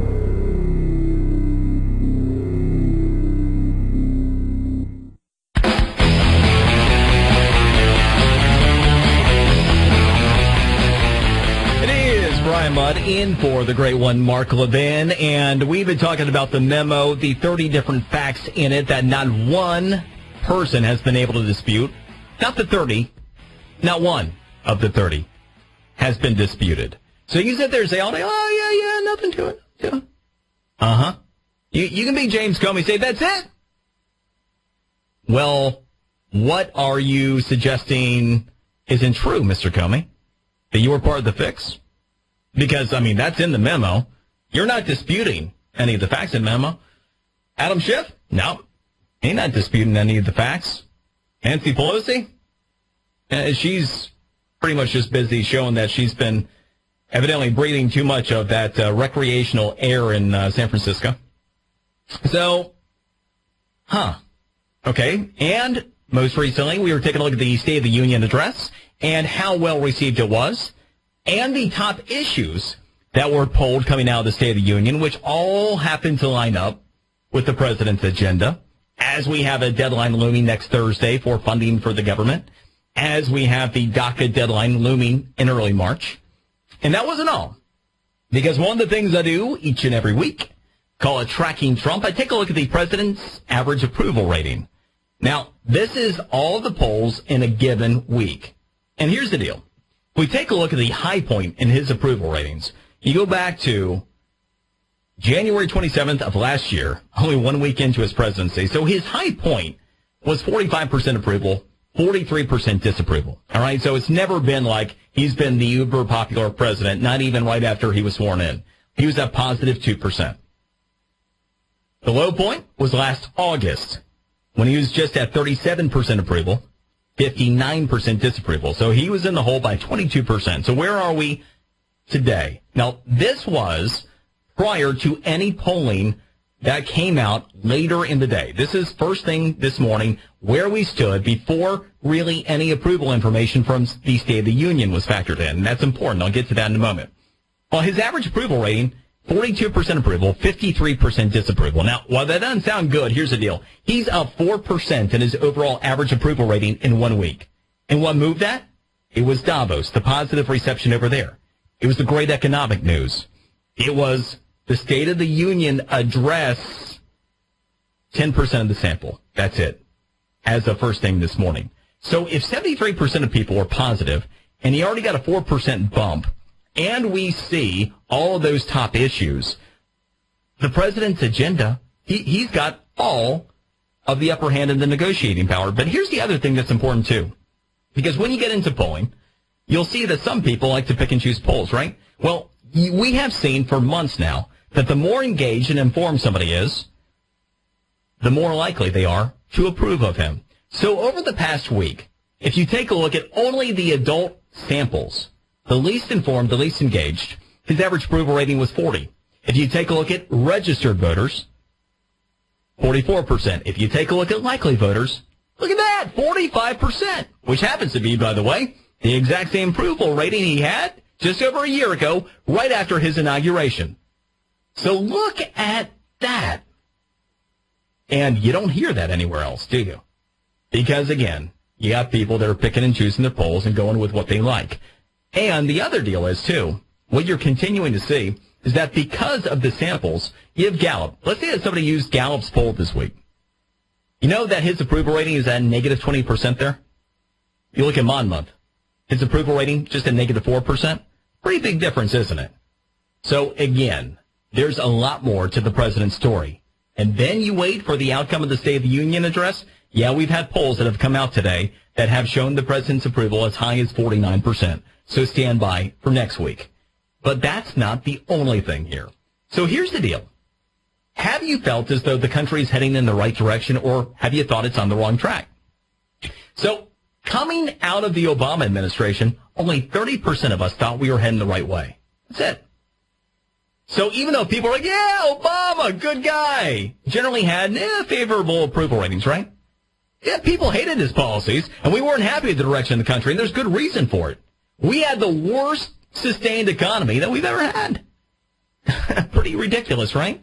We had never had more than 4 consecutive years without 3% growth in this country. Not even during the Great Depression, by the way, until Barack Obama's administration, where we averaged 1.8% growth. And so where are we today? 38% of Americans think we're heading in the right direction. And by the way, if you only take a look at those that are the most engaged, we are now up to 40% that think we're heading in the right direction. That is a huge increase over where we were 1 year ago, and we're just getting started. I'm Brian Mudd, and we are taking a look at the facts on tonight's show. And by the way, the New York Times, have to give them credit, they absolutely nailed it. Because they had this headline yesterday, Trump has got the Democrats right where he wants them. And that's why I was setting up all that information. The State of the Union, the positivity there, his polls already surging, the direction of the country, people being more positive about it. And then the memo. will continue. Brian Mudd in for the great one.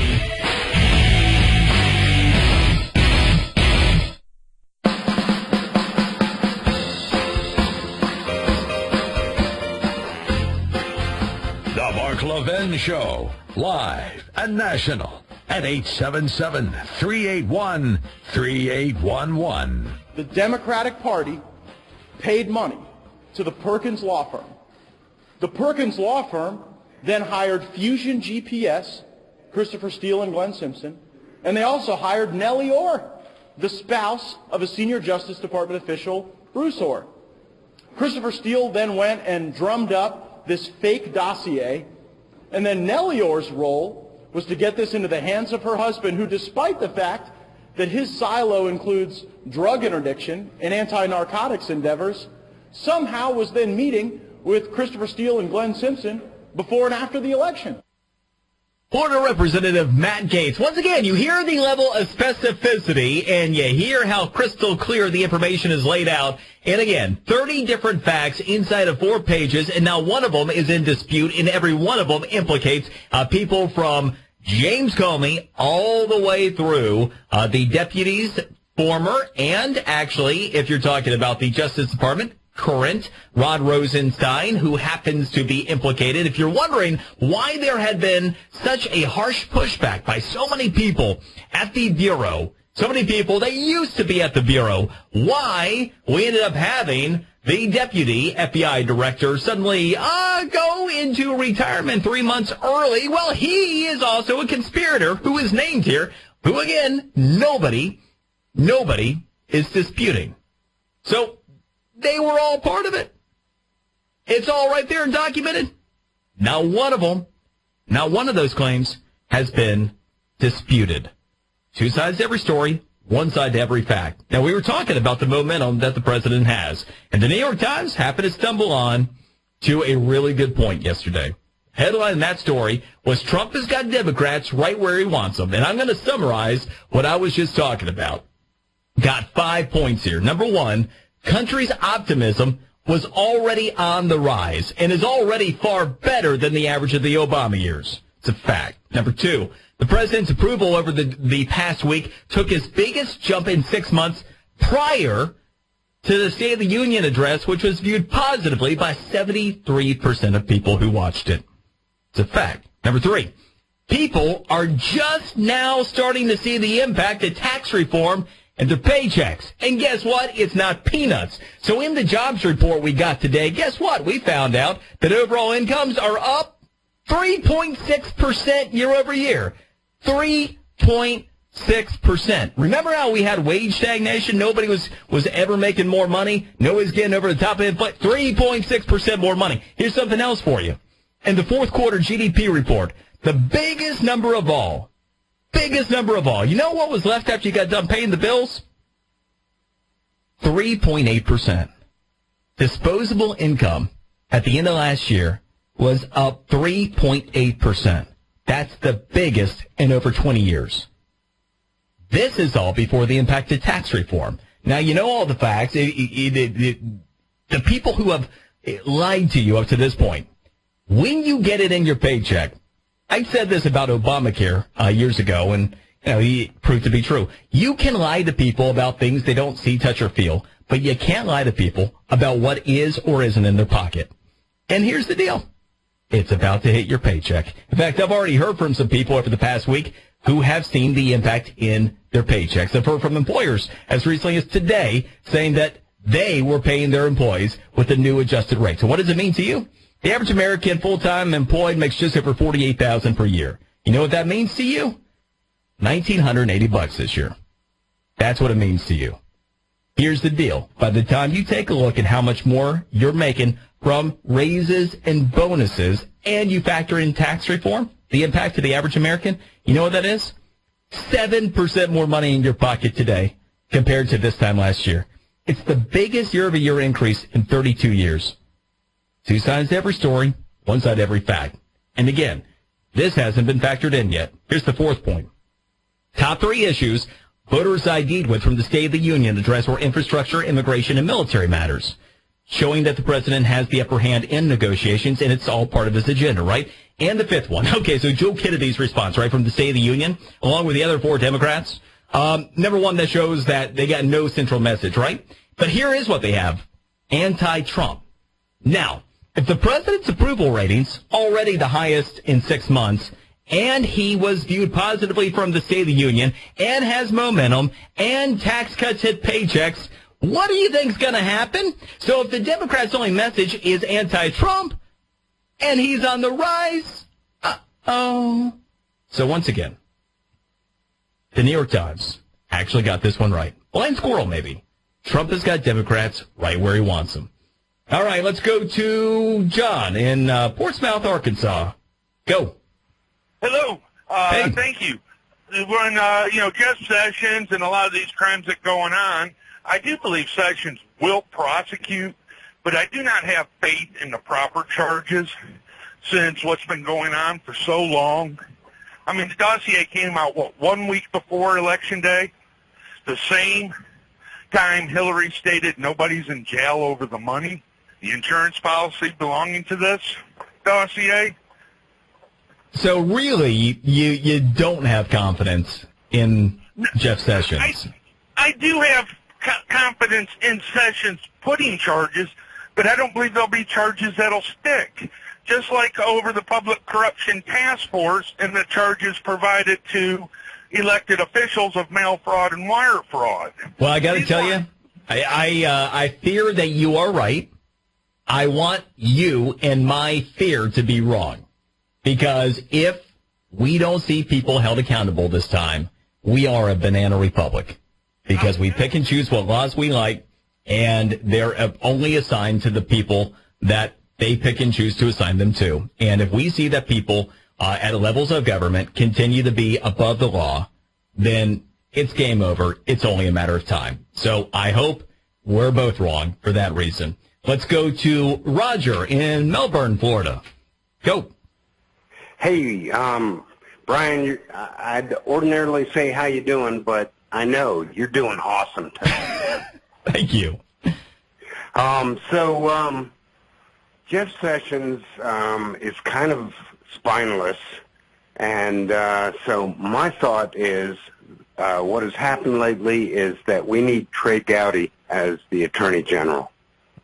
You know what? It's funny you mentioned that, because when he said that he is going to leave Congress and he wants to get back into law, that thought crossed my mind, too. I don't know how we get from here to there at this point, but I second that nomination. That's an awfully good thought. Appreciate it, Roger. All right, and let's go to Chelsea, who is hanging out in Fort Lee, New Jersey. Go. Hey, how's it going? Hey, all good. I was just going to say, do you really think that the FISA courts would allow surveillance on an American just based on the dossier? I mean, Carter Page was under investigation since 2013. That has nothing to do with the FISA application being able to go through? So, you valid question. Okay, so I'll bite. I don't know, but we have the memo, and here's the issue at hand. Any of the folks who have been out there naysaying this thing have yet to dispute any of the facts in it, right? So regardless of what I think or what you think, we have 30 declarations of fact, and not one of them that has been disputed. So what do we do with that? Well, I mean, right there, they just omitted the fact that Carter Page has been under investigation since 2013, and they bold that Christopher Steele did not want Trump to become president under any circumstances. Yeah, if I saw what Steele was saying, I wouldn't want him to be president either. Well, okay, fine, but that doesn't discredit anything that's in the memo or the illegal activity that would have taken place based upon the implications in that memo. So I understand you want to think through this logically, but hey, as I like to say, two sides to every story, one side to every fact. We have 30 statements of fact, and not one of them that's in dispute as of this point. So that's what we got to ride with. So appreciate it. And let's go to Brian in Fremont, California. Hey, Brian. It's Brian. How are you? Hey, all good. Hey, I want to talk about this approval rating that we've been talking about. If you consider how much the media bashes Trump every day, I'm surprised it's as high as it is. Oh, no kidding. I mean, and that's why I say, I mentioned this earlier in the hour. We, as conservatives, have been conditioned to be on the defensive, to sit back and go, yeah, I mean, we're the odd people out here. And that's why I took the time to demonstrate, guess what? Yeah, more elected Republicans than at any point since the 1920s. Donald Trump is the president of the United States. I mean, there are still days and moments in my life I go, wow, that actually happened. I actually remember election night after it's all said and done. Looking at my wife at 2:30 in the morning and said, Donald Trump is the president of the United States. I mean, think about that. I mean, there's an interesting thought in all this. You're in California. I mean, God bless you. I understand what it's like there. I'm in South Florida. It's a different version of a similar thing in my little neck of the woods down here. But guess what?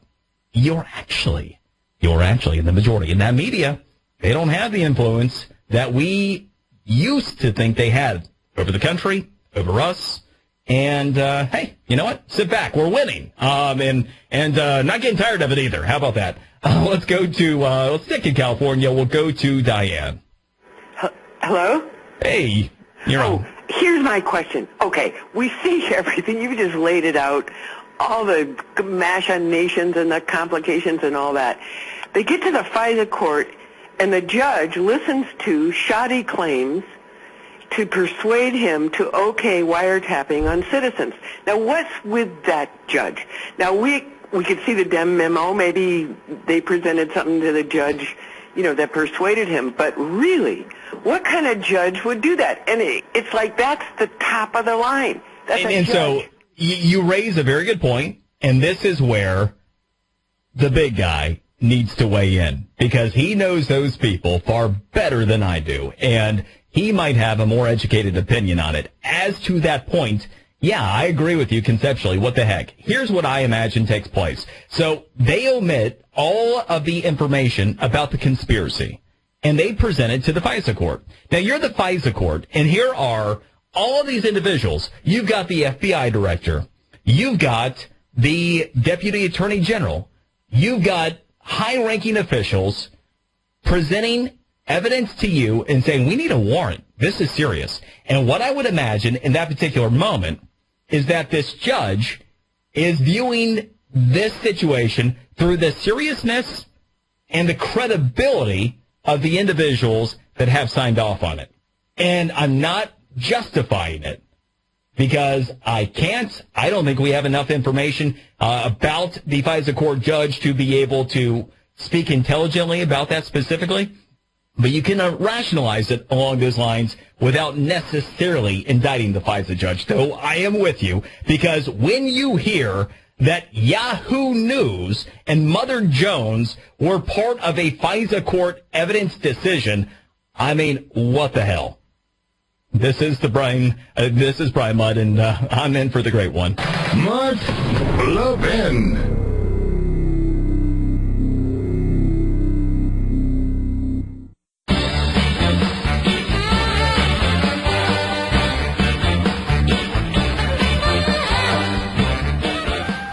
My friend Brian Kenny, Stephen A., our colleague and good friend from ESPN, now on MLB Network, was tweeting about this last night, and someone asked him what about the Fighting Irish? Brian is Irish-American. His father, Charlie Kenny, the late, great Charlie Kenny, bog farmer from Ireland. That's where his people are from. Walked the beat in Queens as a cop once he got to this country. Was asked about the Fighting Irish and the leprechaun logo. And many Irish-Americans are not offended, but many are. And should that also change? You answer The answer is yes. Unequivocally yes. Pernicious, negative stereotypes of marginalized people that offend, even some among them, should be changed. It's not that hard.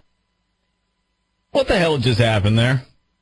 I mean, it's like you're going through your week, and there's a lot going on, and then that happens. And what happens? That's ESPN, Max Kellerman, telling you that the Fighting Irish, they're offending people. Now, I'm Brian Mudd, in for the great one, Mark Levin. I cannot imagine how miserable and pathetic of an existence it must be. You wake up in the morning, you walk around, and you wait to be offended. And in this particular case, we should all thank God that we aren't waking up as pathetic as Max Kellerman.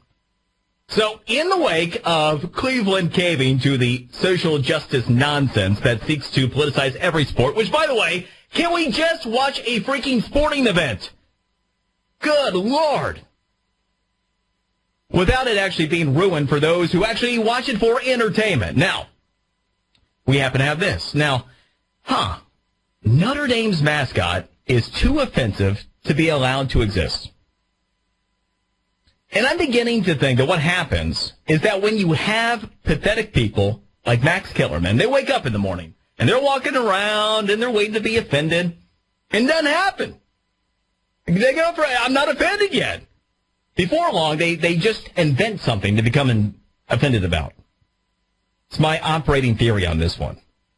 So never mind that the Cleveland mascot, much like the Braves mascot, like the Seminoles mascot, are revered by their fans. Here's the biggest bullcrap argument with all of the Native American whatever logos. When have you ever known sports fans to be mocking their own team? They sit there and they go, yeah, we really suck. Wow, I really hate the Native Americans that are You're cheering for your team. It's a positive thing. But they're offended. And it's true. We really screwed them a long time ago, and we had the whole Trail of Tears thing. So, yeah, we're just going to give it. No matter, that doesn't make any sense. Okay. We understand you're offended. So, Cleveland caves, and here we sit. Now, the Irish. Let me ask Max and all those buffoons over there at the failing ESPN. What of those of us who are simply sports fans are offended by you politicizing sports? Does that matter? I got a little Irish in me. I'm a Euro mutt in Lebanese. That means I'm Catholic too, by the way. So I got all kinds of righteous ground with you fools, right? I'm offended by you. So by the time this is all done, here is where I'm finding myself. You want to talk about safe space? If you just want to freaking watch entertainment, I'm actually on the verge of finding myself rooting for Vince McMahon's No Kneeling League and potentially cheering for He Still Hates Me or whoever plays in that new league. Good God. Please. And by the way, the Super Bowl. Thought we could just ride off into the Super Bowl. Oh, it was fun, but it was a game. Anyway, I know a couple of people are actually having no Super Bowl parties, but whether you're watching the game, you're not watching the game, I hope you're not offended. And I hope you have a wonderful weekend. And it's been an honor and a pleasure. Again, Brian Mudd, WJNO.com, WIOD.com. It's been an honor filling in for the great.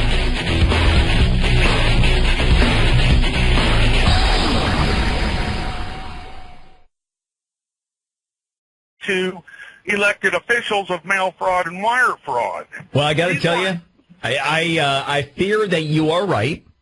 I want you and my fear to be wrong. Because if we don't see people held accountable this time, we are a banana republic. Because we pick and choose what laws we like, and they're only assigned to the people that they pick and choose to assign them to. And if we see that people at levels of government continue to be above the law, then it's game over. It's only a matter of time. So I hope we're both wrong for that reason. Let's go to Roger in Melbourne, Florida. Go. Hey, Brian, I'd ordinarily say how you doing, but I know you're doing awesome today. Thank you. Jeff Sessions is kind of spineless, and so my thought is what has happened lately is that we need Trey Gowdy as the Attorney General. You know what? It's funny you mentioned that, because when he said that he is going to leave Congress and he wants to get back into law, that thought crossed my mind too. I don't know how we get from here to there at this point, but I second that nomination. That's an awfully good thought. Appreciate it, Roger. All right, and let's go to Chelsea, who is hanging out in Fort Lee, New Jersey. Go. Hey, how's it going? Hey, all good. I was just going to say, do you really think that the FISA courts would allow surveillance on an American just based on the dossier? I mean, Carter Page was under investigation since 2013. That has nothing to do with the FISA application being able to go through? So, you valid question. Okay, so I'll bite.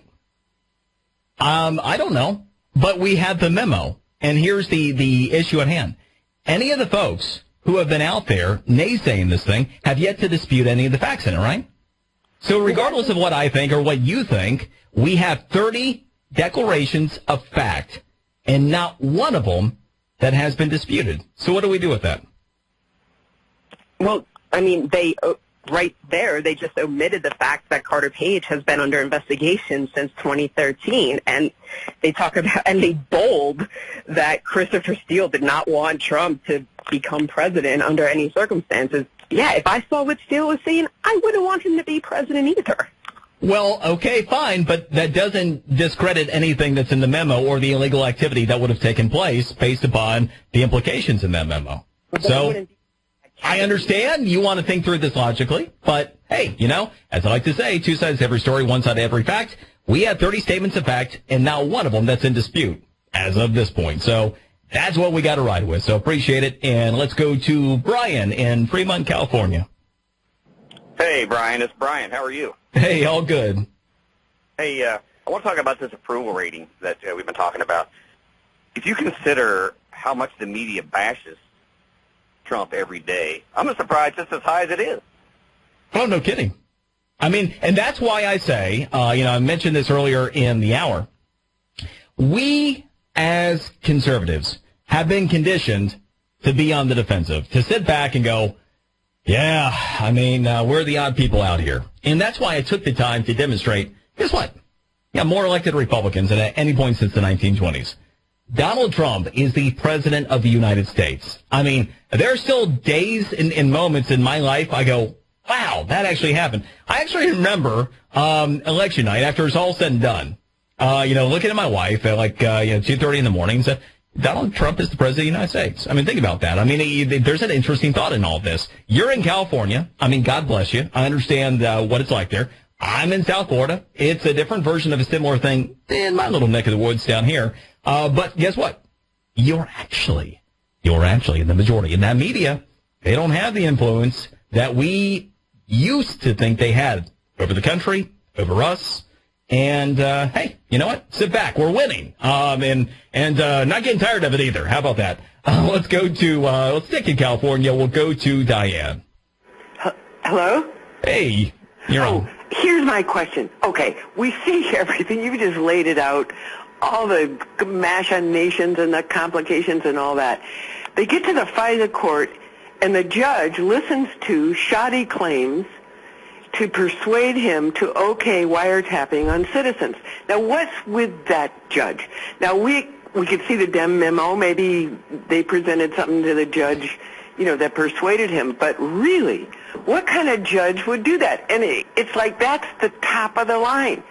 So you raise a very good point, and this is where the big guy needs to weigh in, because he knows those people far better than I do, and he might have a more educated opinion on it. As to that point, yeah, I agree with you conceptually. What the heck? Here's what I imagine takes place. So they omit all of the information about the conspiracy, and they present it to the FISA court. Now, you're the FISA court, and here are all of these individuals. You've got the FBI director.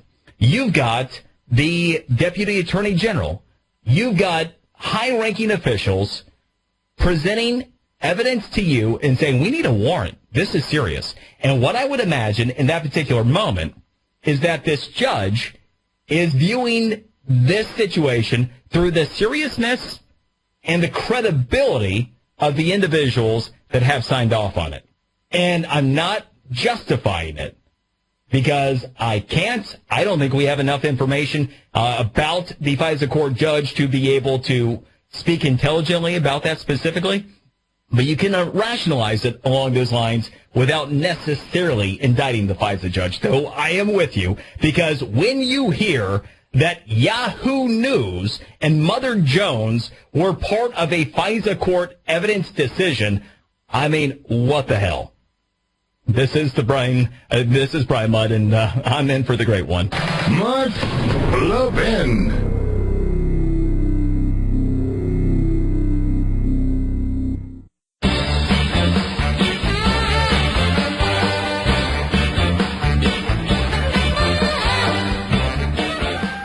My friend Brian Kenny, Stephen A., our colleague and good friend from ESPN, now on MLB Network, was tweeting about this last night, and someone asked him about, what about the Fighting Irish? Brian is Irish-American. His father, Charlie Kenny, the late, great Charlie Kenny, bog farmer from Ireland. That's where his people are from. Walked the beat in Queens as a cop once he got to this country.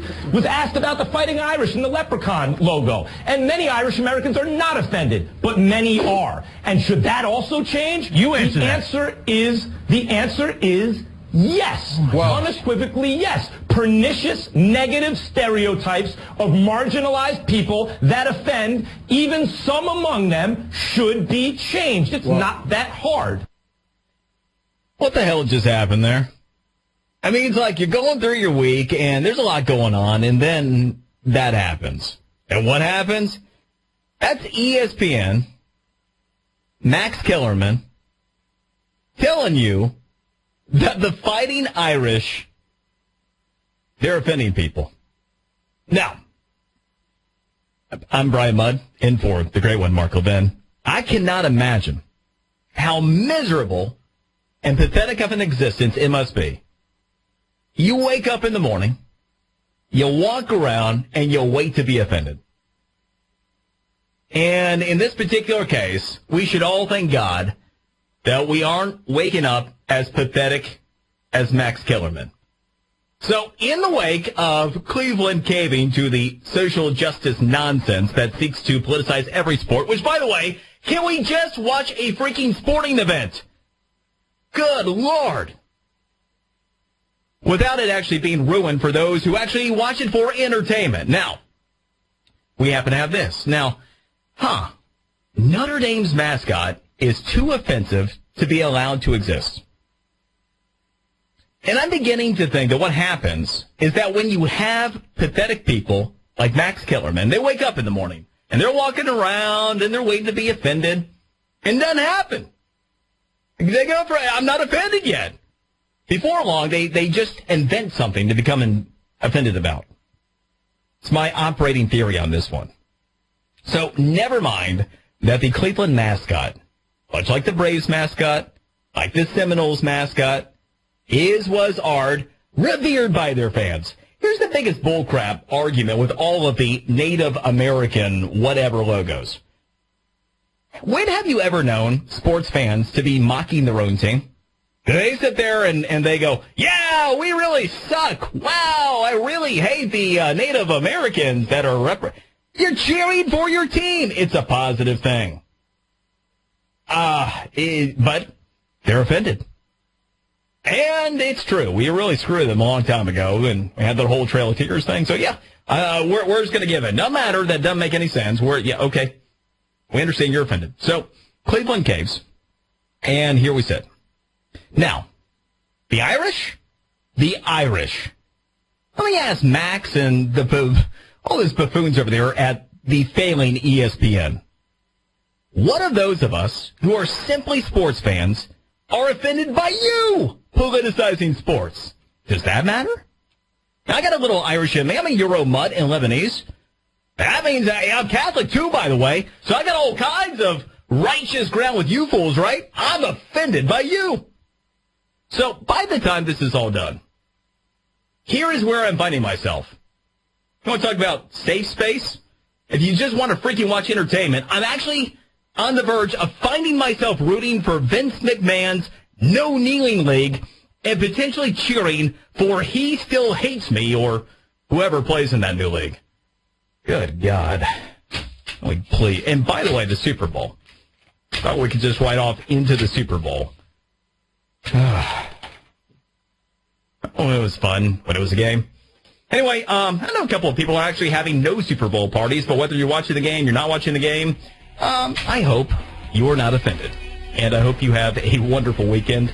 And it's been an honor and a pleasure. Again, Brian Mudd, WJNO.com, WIOD.com. It's been an honor filling in for the great.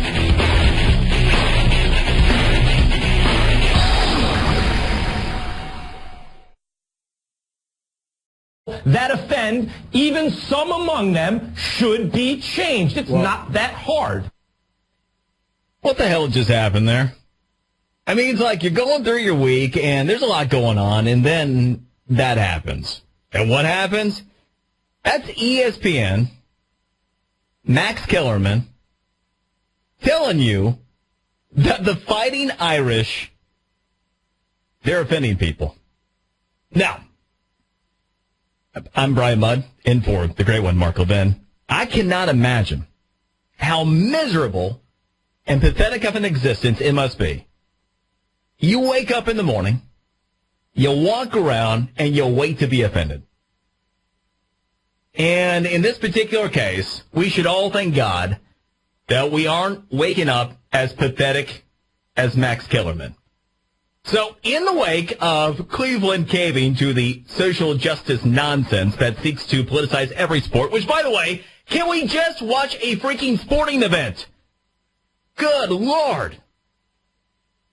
Without it actually being ruined for those who actually watch it for entertainment. Now, we happen to have this. Now, Notre Dame's mascot is too offensive to be allowed to exist.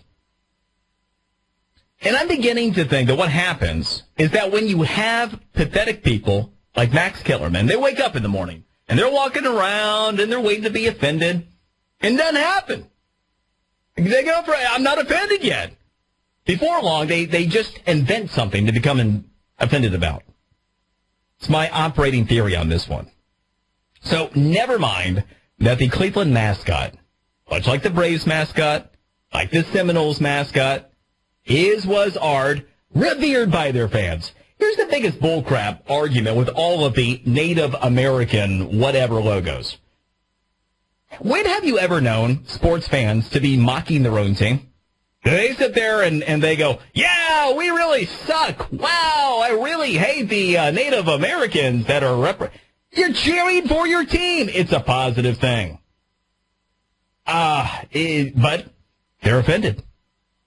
And it's true. We really screwed them a long time ago, and we had the whole Trail of Tears thing. So, yeah, we're just going to give it. No matter, that doesn't make any sense. Okay. We understand you're offended. So, Cleveland caves, and here we sit. Now, the Irish? The Irish. Let me ask Max and all those buffoons over there at the failing ESPN. What of those of us who are simply sports fans are offended by you politicizing sports? Does that matter? Now, I got a little Irish in me. I'm a Euro Mutt in Lebanese. That means I'm Catholic, too, by the way. So I got all kinds of righteous ground with you fools, right? I'm offended by you. So by the time this is all done, here is where I'm finding myself. I want to talk about safe space. If you just want to freaking watch entertainment, I'm actually on the verge of finding myself rooting for Vince McMahon's No Kneeling League and potentially cheering for He Still Hates Me or whoever plays in that new league. Good God. Please. And by the way, the Super Bowl. Thought we could just ride off into the Super Bowl. Oh, it was fun, but it was a game. Anyway, I know a couple of people are actually having no Super Bowl parties, but whether you're watching the game, you're not watching the game, I hope you are not offended. And I hope you have a wonderful weekend. And it's been an honor and a pleasure. Again, Brian Mudd, WJNO.com, WIOD.com. It's been an honor filling in for the great.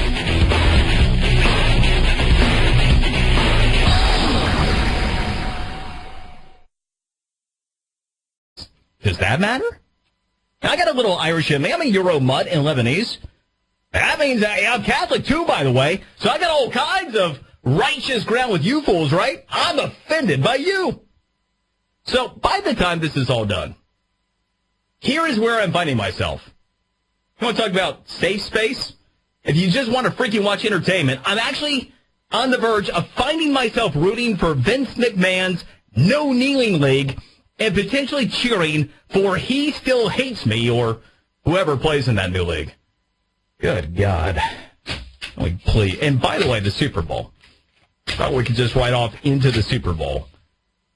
Oh, it was fun, but it was a game. Anyway, I know a couple of people are actually having no Super Bowl parties, but whether you're watching the game, you're not watching the game, I hope you're not offended. And I hope you have a wonderful weekend. And it's been an honor and a pleasure. Again, Brian Mudd, WJNO.com, WIOD.com. It's been an honor filling in for the great.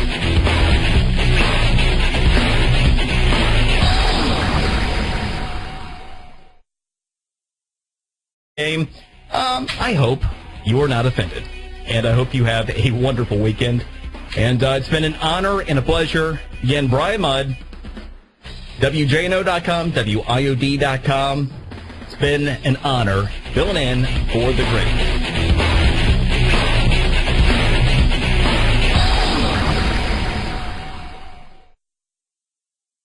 Filling in for the great.